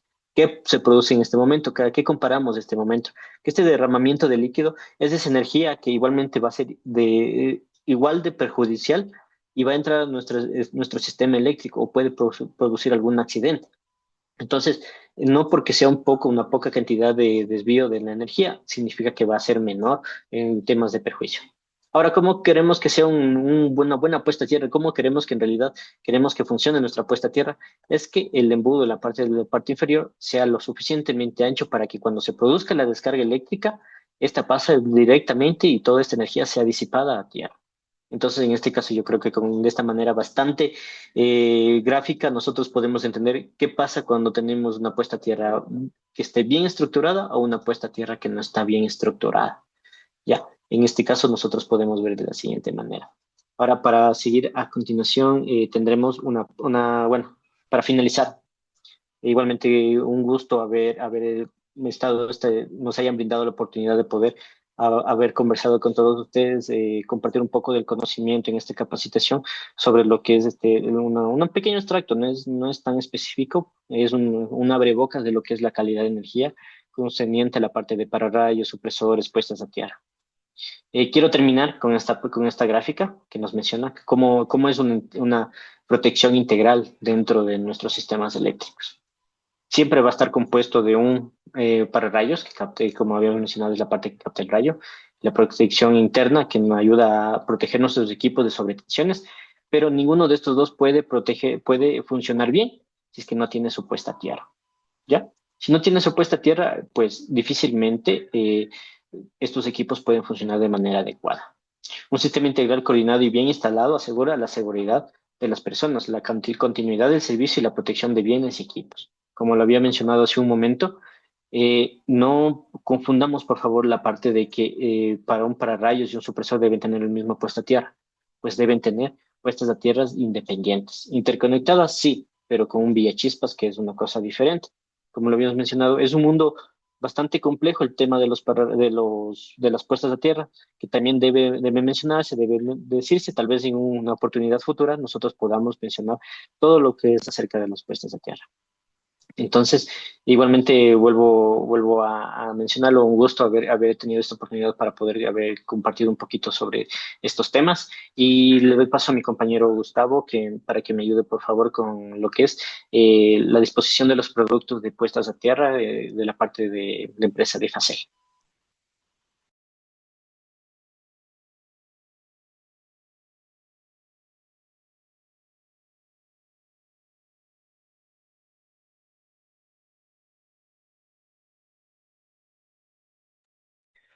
Perfecto, entonces sigamos con la importancia de la... Ah, perdón, disculpas. Se repitió esta. Ah, ya. Implementos para la puesta a tierra. Para la puesta a tierra, vamos a hacer aquí una comparación de una malla de tierra convencional con nuestros electrodos activos. Anteriormente, para una malla tierra convencional, ¿qué necesitábamos para hacer la instalación? Lo que son varillas de alta camada, ya sean de 1,80, de 2,40, hasta de 3 metros. Metros de cables de cobre. Es decir, que necesitábamos un número determinado de metros de cable que claramente subían el precio mucho a la instalación de esta malla de tierra. Podemos observar en esta imagen que tenemos un pozo donde tiene que pasar estos cables y como la normativa nos pide que la distancia entre cada puesta de varilla tiene que ser el doble del tamaño de ella, es decir, si ponemos una varilla de 1,80 m, tiene que ser el doble a la distancia que tiene que estar puesta la otra. Por lo tanto, nuestros metros de cable va a estar creciendo cada vez más y más y más y más y el precio va a aumentar excesivamente. Otro de los factores que tenemos con la malla convencional es el espacio para la instalación. Si nos vamos a un hospital o a un lugar importante que tenga su malla de tierra, va a tener el espacio para la instalación. Pero si nos vamos a un domicilio, a una casa normal de la ciudad de Quito, no tenemos el espacio suficiente para hacer este tipo de instalaciones.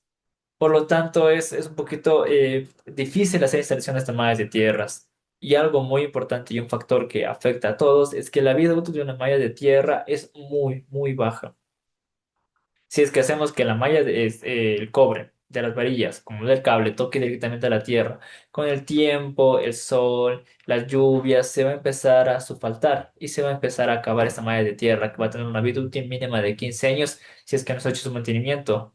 Por lo tanto, si tenemos un mantenimiento a subir a 16, 17 años de vida útil, pero es muy bajo comparado a los electrodos activos.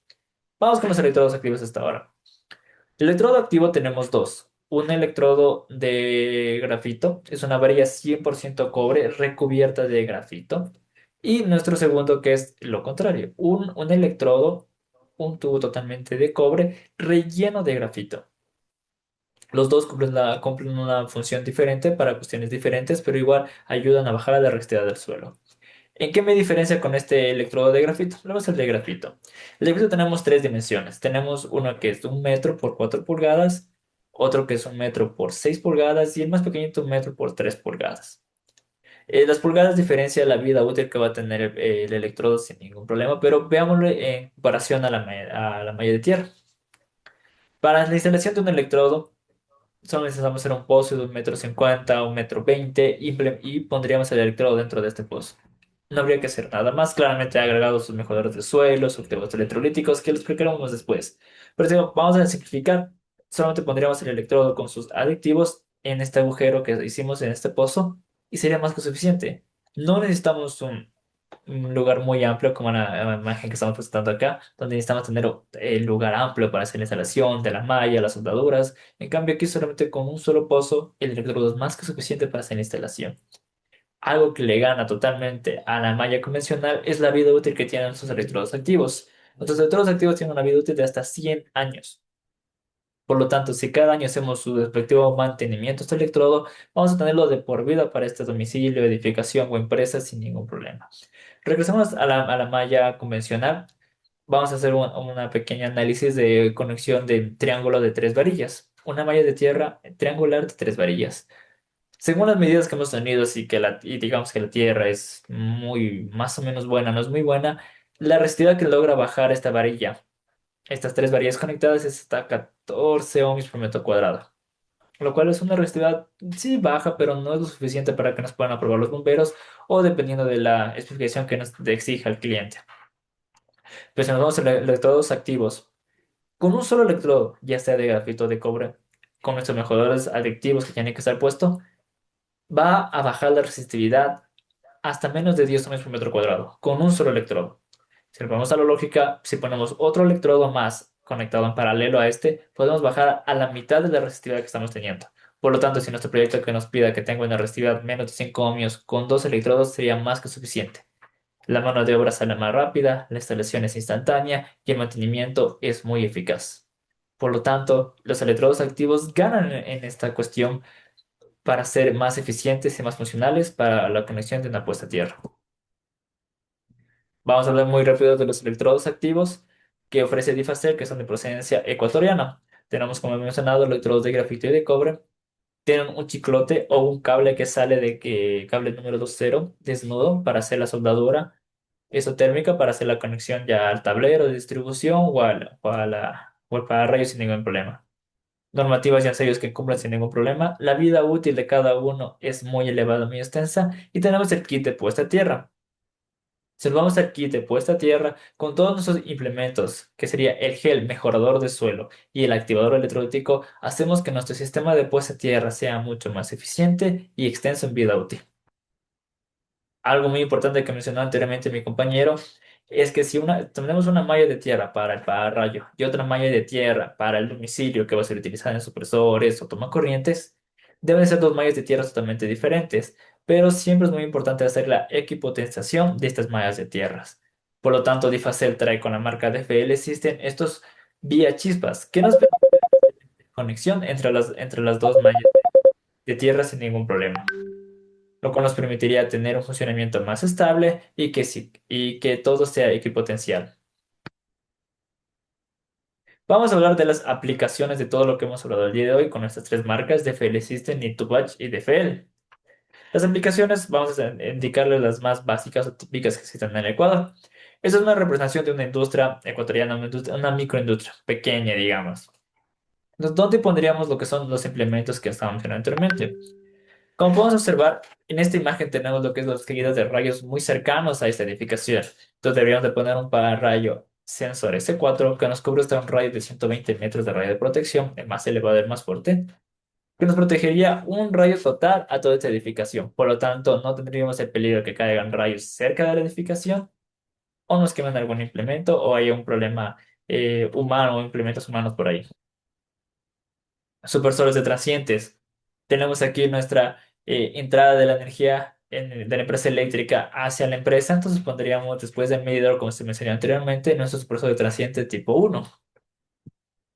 Pondríamos ya nuestra caja de distribución en una zona, nuestros supresores tipo 2 donde estén las cajas de distribución o nuestros breakers de distribución de cada sector. El supresor tipo 2 cumpliríamos con la norma de ir en cascada para poder instalar nuestros supresores y que se protejan todos nuestros equipos muy importantes. Tenemos otro supresor tipo 2 que va a estar implementado en nuestra caja de distribución. Y nuestro supresor tipo 3. Muy importante, ese supresor tipo 3 está implementado, como podemos observar, en esta imagen se puede observar que están computadoras, implementos muy importantes para una empresa y muy sensibles. Si seguimos con todo ese sistema de en cascada con el tipo uno, tipo 2 y tipo 3, estaremos dando una protección total a estas máquinas que están al final de supresor tipo 3. Todo esto tiene que tener su malla de tierra o su electrodo activo. Ahí dependeríamos hacer el cálculo de cuántos electrodos necesitarán poner, pero por esta representación diríamos que está puesto aquí en nuestra malla de tierra al lado de la alimentación, donde va a estar cuestiones de cables llegando a los cables de tierra a todos los sectores donde necesitan. Claramente aquí falta un electrodo de malla de tierra para el pararrayo, pero se les menciona que sí está, solamente que por espacio no se le puedo poner, pero sí va a estar en las cuestiones el electrodo para el pararrayo. Sigamos con otro, que sería lo residencial. En esta residencial podemos observar en esta casa que tiene paneles solares. Tenemos aquí desde el poste que nos llega la alimentación de la empresa eléctrica hacia nuestro medidor, donde pondríamos nuestro supresor tipo uno que va a proteger a nuestro sistema sin ningún problema. Como estaba mencionando, tiene que ser después del medidor. Tenemos aquí nuestra caja de distribución donde va a estar nuestro supresor tipo 2 donde va a tener una protección total, donde va a llegar a todos lados sin ningún problema y estaríamos cumpliendo con la norma del tipo cascada. Esto es muy importante. Aquí podemos tener una representación de un inversor.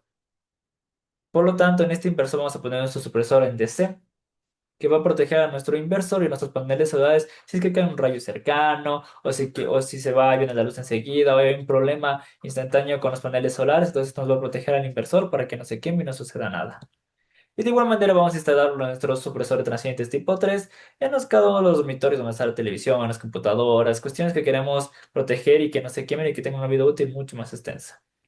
De igual manera, su malla de tierra tiene que estar implementada para que todos estos sistemas funcionen sin ningún problema y que tengan la representación de un electrodo de grafito que va a estar más que suficiente para este domicilio. En gasolineras, ya en instalaciones especiales, podemos observar aquí nuestro pararrayo que nos pide la norma de los bomberos que tiene que estar instalado. Nuestro pararrayo Touch, podemos decir que es un sensor 3 que nos cubre un radio de protección de hasta 93, 94 de radio de protección, más que suficiente para esta gasolinera. Tenemos lo que son nuestro electrodo para nuestro pararrayo que nos protegería de cualquier problema y estaría ahí nuestra malla de tierra para el pararrayo. En esta imagen no se puede observar, pero en la parte de atrás tenemos nuestra malla de tierra y también nuestra entrada de la energía de la empresa eléctrica. Nuestro supresor 300 tiene que estar puesto ahí, el tipo uno más 2 sin ningún problema para hacer la protección total de todo el sistema. Y en estas electrolineras, donde cargamos nuestros automóviles eléctricos, tendríamos que poner supresores transientes para proteger los equipos que son tan delicados y tan especiales y que no surjan ningún problema si que haya una tormenta eléctrica o un apagón de luz y hay problemas con la energía de la empresa eléctrica. De igual manera, en donde cargamos nuestra parte de combustible, tiene que haber supresores transientes y pues un supresor transientes tipo 3 creyendo que ahí tenemos ahí computadoras donde hacen las facturaciones, entonces tendrían que tener sus equipos protegidos sí o sí.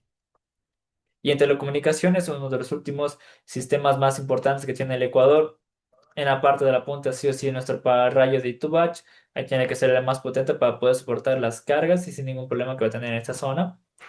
Nuestro electrodo que va a estar implementado para lo que es el pararrayo, nuestro supresor de transientes tipo uno más 2 para tener una protección total en todo este circuito de telecomunicación.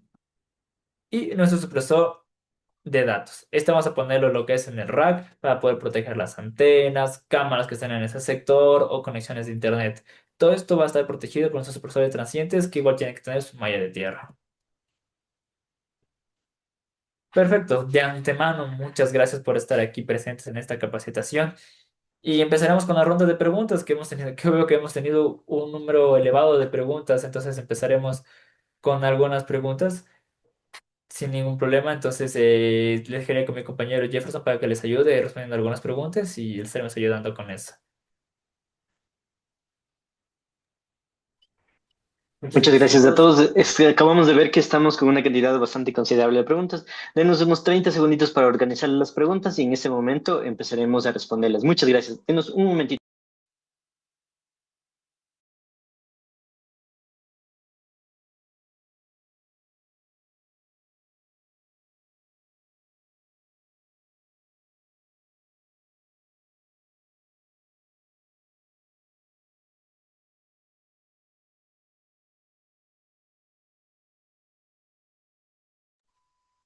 Listo. Entonces en este momento me dicen que ya tenemos estructuradas todas las preguntitas.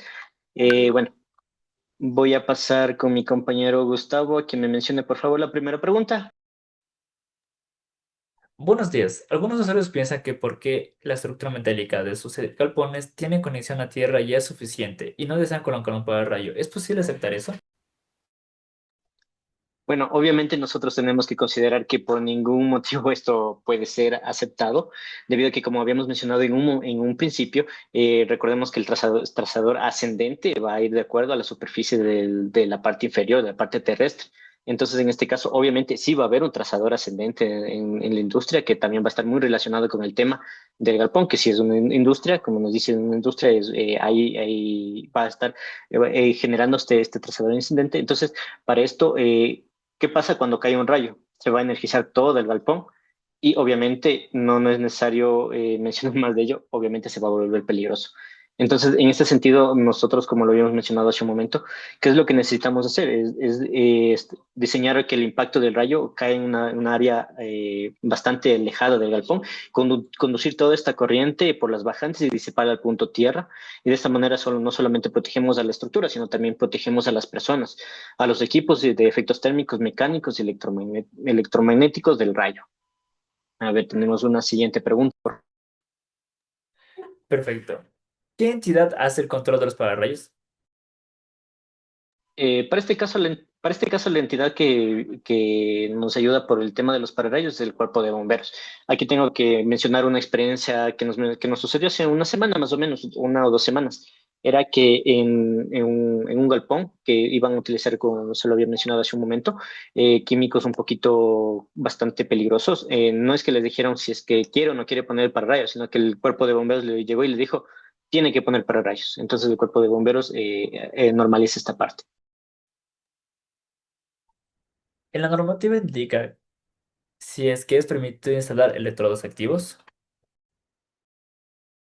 Dice, la normativa aprueba una puesta a tierra con resistencia menor a 10 ohmios, con cualquier configuración, sea de varilla o de electrodos.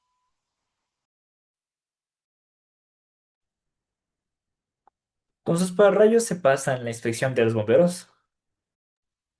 En efecto, muchas gracias por la pregunta. Sí, pasa la inspección de los rayos, de la inspección de los bomberos, debido a que como lo habíamos mencionado, los pararrayos tienen todos los certificados que necesita de acuerdo a las normas disponibles. En este caso, por ejemplo, tenemos el certificado Euro Veritas que está vigente, entonces con eso prácticamente va a tener ningún problema con la parte de los cuerpos de bomberos. Si se va la luz en el sector, ¿los pararrayos de cebado electrónico siguen funcionando o ya no? Muy buena pregunta.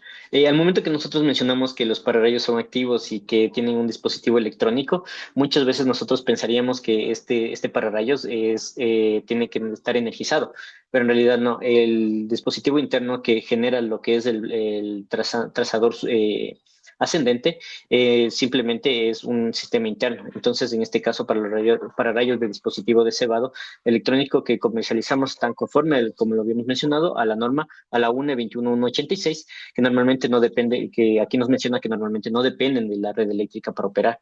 Su principio de funcionamiento se basa en aprovechar el campo eléctrico de la atmósfera, que se genera durante una tormenta para producir el efecto de cebado, el que habíamos mencionado, el avance del cebado.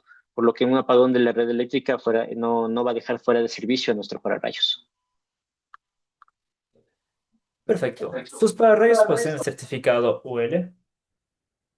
Repito la pregunta. ¿Sus pararrayos poseen certificados UL? Ya. Eh, Aquí tenemos que mencionar algunas cosas importantes. Como lo habíamos mencionado, la norma, la más importante que nosotros utilizamos, que es la UNE 21186, exige que los PDC hayan sido ensayados y certificados conforme a requisitos de la norma. La certificación UL es emitida por el UL Solution y es muy utilizada en Norteamérica. Pero no es un requisito que la UNE 21186 lo requiera. Como lo habíamos mencionado, la 21186 es la más importante en proyectos que, por ejemplo, que se rigen bajo la norma europea o española, suelen ser más relevantes que cualquier otro tipo de conformidad. Y entonces, como nosotros emitimos este tipo de certificados de parte de los fabricantes, entonces la OL, digamos que se puede emitir, pero no es la más trascendental en este caso.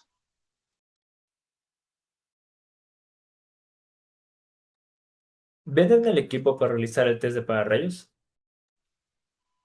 Sí, sí los vendemos o inclusive también lo alquilamos, pero bueno, es un poquito más especial, por lo que lo hacemos bajo pedido o por importación. ¿Qué pasa si cae un rayo en el equipo? ¿Qué pasa si cae un rayo en el equipo? ¿El equipo solo tolera un rayo o ya no soporta más descargas o solo pierde la eficiencia del equipo?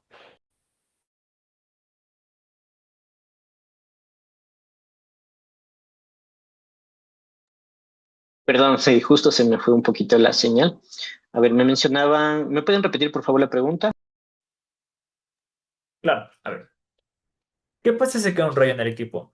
¿El equipo solo tolera un rayo o ya no soporta más descargas o solo pierde la eficiencia del equipo? Ya, los elementos del dispositivo electrónico del pararrayos están dimensionados para inclusive hasta 200 kiloamperios. Entonces, llegar a que el equipo pueda disipar este tipo de amperaje, nosotros nos va a dar cuenta que es difícilmente va a perjudicar a los equipos que en general nosotros tenemos. Nosotros, como lo habíamos mencionado, tenemos una garantía extendida de hasta 15 años. Entonces, no es que con un rayo vaya a perder la eficiencia en este caso. Siguiente pregunta. Cuando hay un incendio estructural, generalmente los bomberos dicen que fue por causa eléctrica. Sus sistemas evitan que se pueda producir incendios, así bajan los índices de incendios estructurales. Claro que pueden reducir los incendios originados por descargas atmosféricas, pero para evitar los pero no se pueden evitar los incendios de origen eléctrico en general. Solamente, como en este caso nos habíamos mencionado, solamente de los para. Perfecto, tenemos esta pregunta extensa. Si un edificio ya tiene protección con pararrayos y en la edificación adjunta se requiere un pararrayos solicitado por los bomberos, se puede argumentar que ya está protegida la edificación adjunta porque el edificio de al lado ya tiene pararrayos y ya está cubierto por mil galpones. Sí, muy buena pregunta. En realidad, no, porque nosotros no vamos a conocer en realidad el radio de protección del edificio y puede quedar alguna área que sin protección. Cada edificación tenemos que tener todas las edificaciones que nosotros queramos proteger debe tener su propio pararrayos y obviamente tiene que estar sustentado por quien lo ofrece por un informe técnico para presentarlo en el cuerpo de bomberos.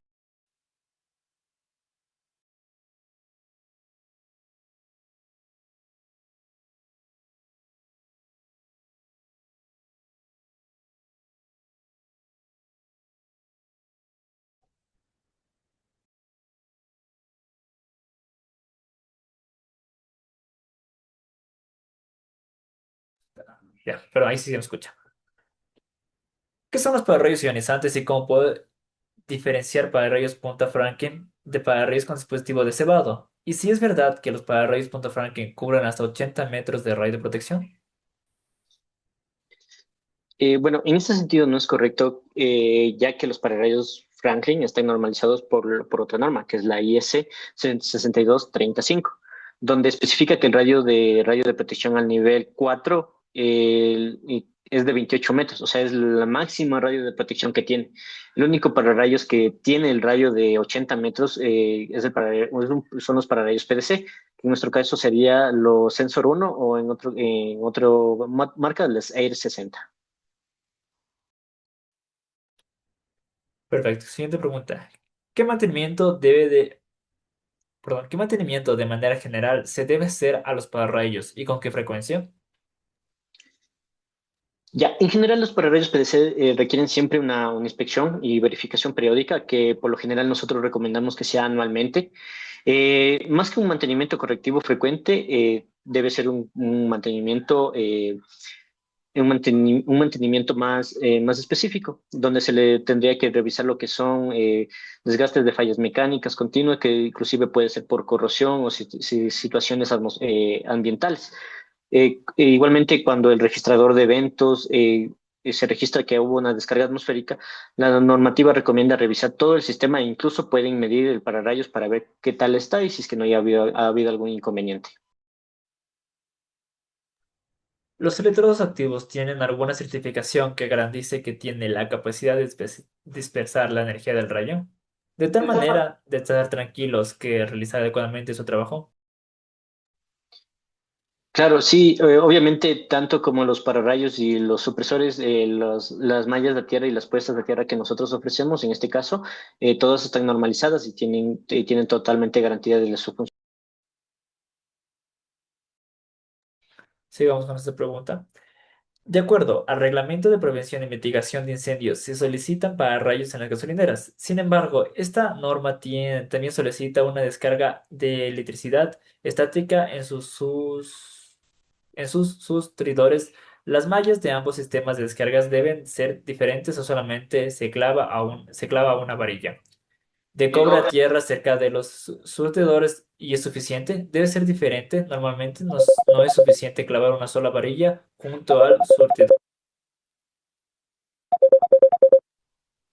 Ya, desde el punto de vista técnico, bueno, en una estación de servicios existen al menos tres funciones distintas. El sistema de protección de contrarrayos, el sistema electrónico y el control de electricidad estática. Entonces, en este sentido, nosotros tenemos que considerar estos tres puntos importantes. Siguiente pregunta, podemos.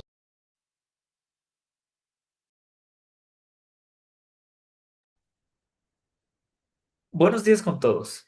Muy buenos días. ¿Sus contadores de impacto se pueden monitorear remotamente por computadora o celular? Ya, de momento solamente nuestros contadores no pueden realizar ese tipo de manera directa, pero hay que tener una consideración muy importante y creo que se hizo bastante énfasis de que algunos de nuestros dispositivos cuentan con la capa de comunicación RS-485, lo cual nos permite generar algún tipo de dispositivo con el cual nosotros podemos comunicarnos de como lo mencionaba, para hacer un monitoreo remoto desde cualquier punto, sea con computadora o celular. Pero de momento solamente contamos con esta capa de comunicación. Buenos días con todos. Ah, no, ya leí esa. Buen día. ¿Cómo se determina kiloamperaje para la selección de supresor? Bueno, en este sentido no se selecciona simplemente por el tamaño de la instalación, hay que tener muy en cuenta eso, sino a partir de algo que se mencionó en su momento es la evaluación del riesgo del rayo y el nivel de protección requerido. Y la ubicación, obviamente también, y la ubicación de su puesto donde nosotros queremos implementarlo dentro del sistema. Perfecto. Algunos usuarios indican que colocaron un aditivo en el suelo se mejora la resistencia de la tierra. ¿Hasta qué punto esto es cierto? En realidad, ese es uno de los fuertes que nosotros ofrecemos como empresa. Y muchas gracias por la pregunta. En realidad, sí mejora con ciertos aditivos y incluso es parte dentro de lo que los mantenimientos que nosotros ofrecemos anualmente, por ejemplo, en las puestas de tierra, porque nosotros utilizamos ciertos aditivos, como lo mencionaba, que nos ayudan a mejorar la parte de la resistencia de nuestras puestas de tierra. Pero hay que tener mucho cuidado con esto, porque igualmente hace creo que unos meses, unas semanas, habíamos tenido un caso de unos técnicos que utilizaban sal en grano. Entonces, es un poquito, o sea, en realidad la sal sí va a ayudar a a mejorar la resistencia para que, o sea, disminuir la resistencia. Sí, sí mejora, pero la sal en cualquier tipo de sus presentaciones, como lo mencionaba, la sal en grano, es muy corrosiva. Entonces, por lo cual, el electrodo, o lo que nosotros tengamos como puesta a tierra, va a tener menos años de funcionamiento, lo que nosotros no queremos. ¿Qué utilizamos nosotros? Utilizamos sustancias electrolíticas que nos ayudan a mejorar la resistividad. Y normalmente, como habíamos mencionado, tenemos nuestros electrodos de grafito, que es creo que la mejor selección que nosotros podemos tener en ese caso. Los contadores de eventos transitorios se pueden tener notificaciones vía Telegram o por email.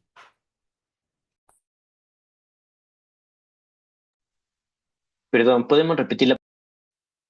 Sí, claro. A ver, los contadores de eventos transitorios se pueden tener notificaciones vía Telegram o por email cuando se detecte el transiente. De momento no, de momento no. Estos tipos de dispositivos, como lo había mencionado, de momento solamente cuentan con la capa de comunicación RS485. A partir de ello, pues, inclusive se puede diseñar cualquier dispositivo que pueda ayudar en eso, pero de momento solo tenemos esta capa de comunicación. Con los contadores de eventos transitorios se puede tener... Ahí salí. Se repitió la pregunta. Mil disculpas. ¿Cómo se puede saber qué modelo de electrodo activo debo adquirir? Ya, en este caso, nosotros tenemos que poner en cuestión, bueno, en contexto, una de las partes más importantes que es la evaluación de la resistividad del suelo.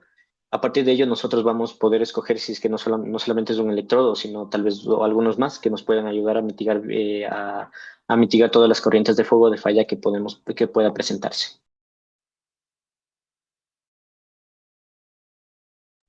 Perfecto, tenemos otra pregunta. Buscarle que se me perdió. Ya, aquí está. Debemos unir puesta a tierra con la tierra del pararrayo y la puesta a tierra de protección del medidor. Muy Muy excelente excelente pregunta. pregunta Y en y en realidad realidad nosotros nosotros tenemos tenemos que... que, Ya. ya.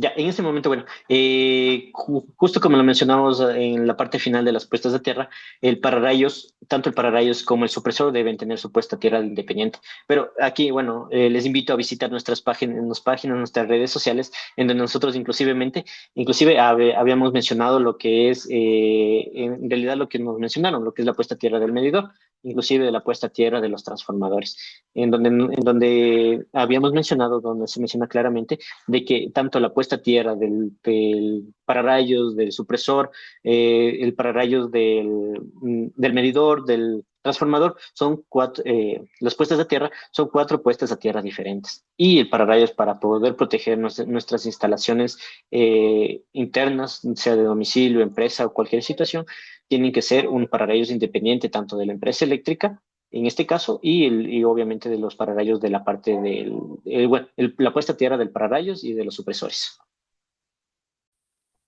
Siguiente pregunta. Dentro de una misma empresa, ¿cuál es la mínima distancia a la cual no es necesario conectarse entre mallas a tierra? Ya que la empresa es muy extensa, aproximadamente 1.300 metros. Y bueno, en este caso, bueno, como es una extensión bastante grande, la normativa no especifica la distancia, pero la mínima debe ser...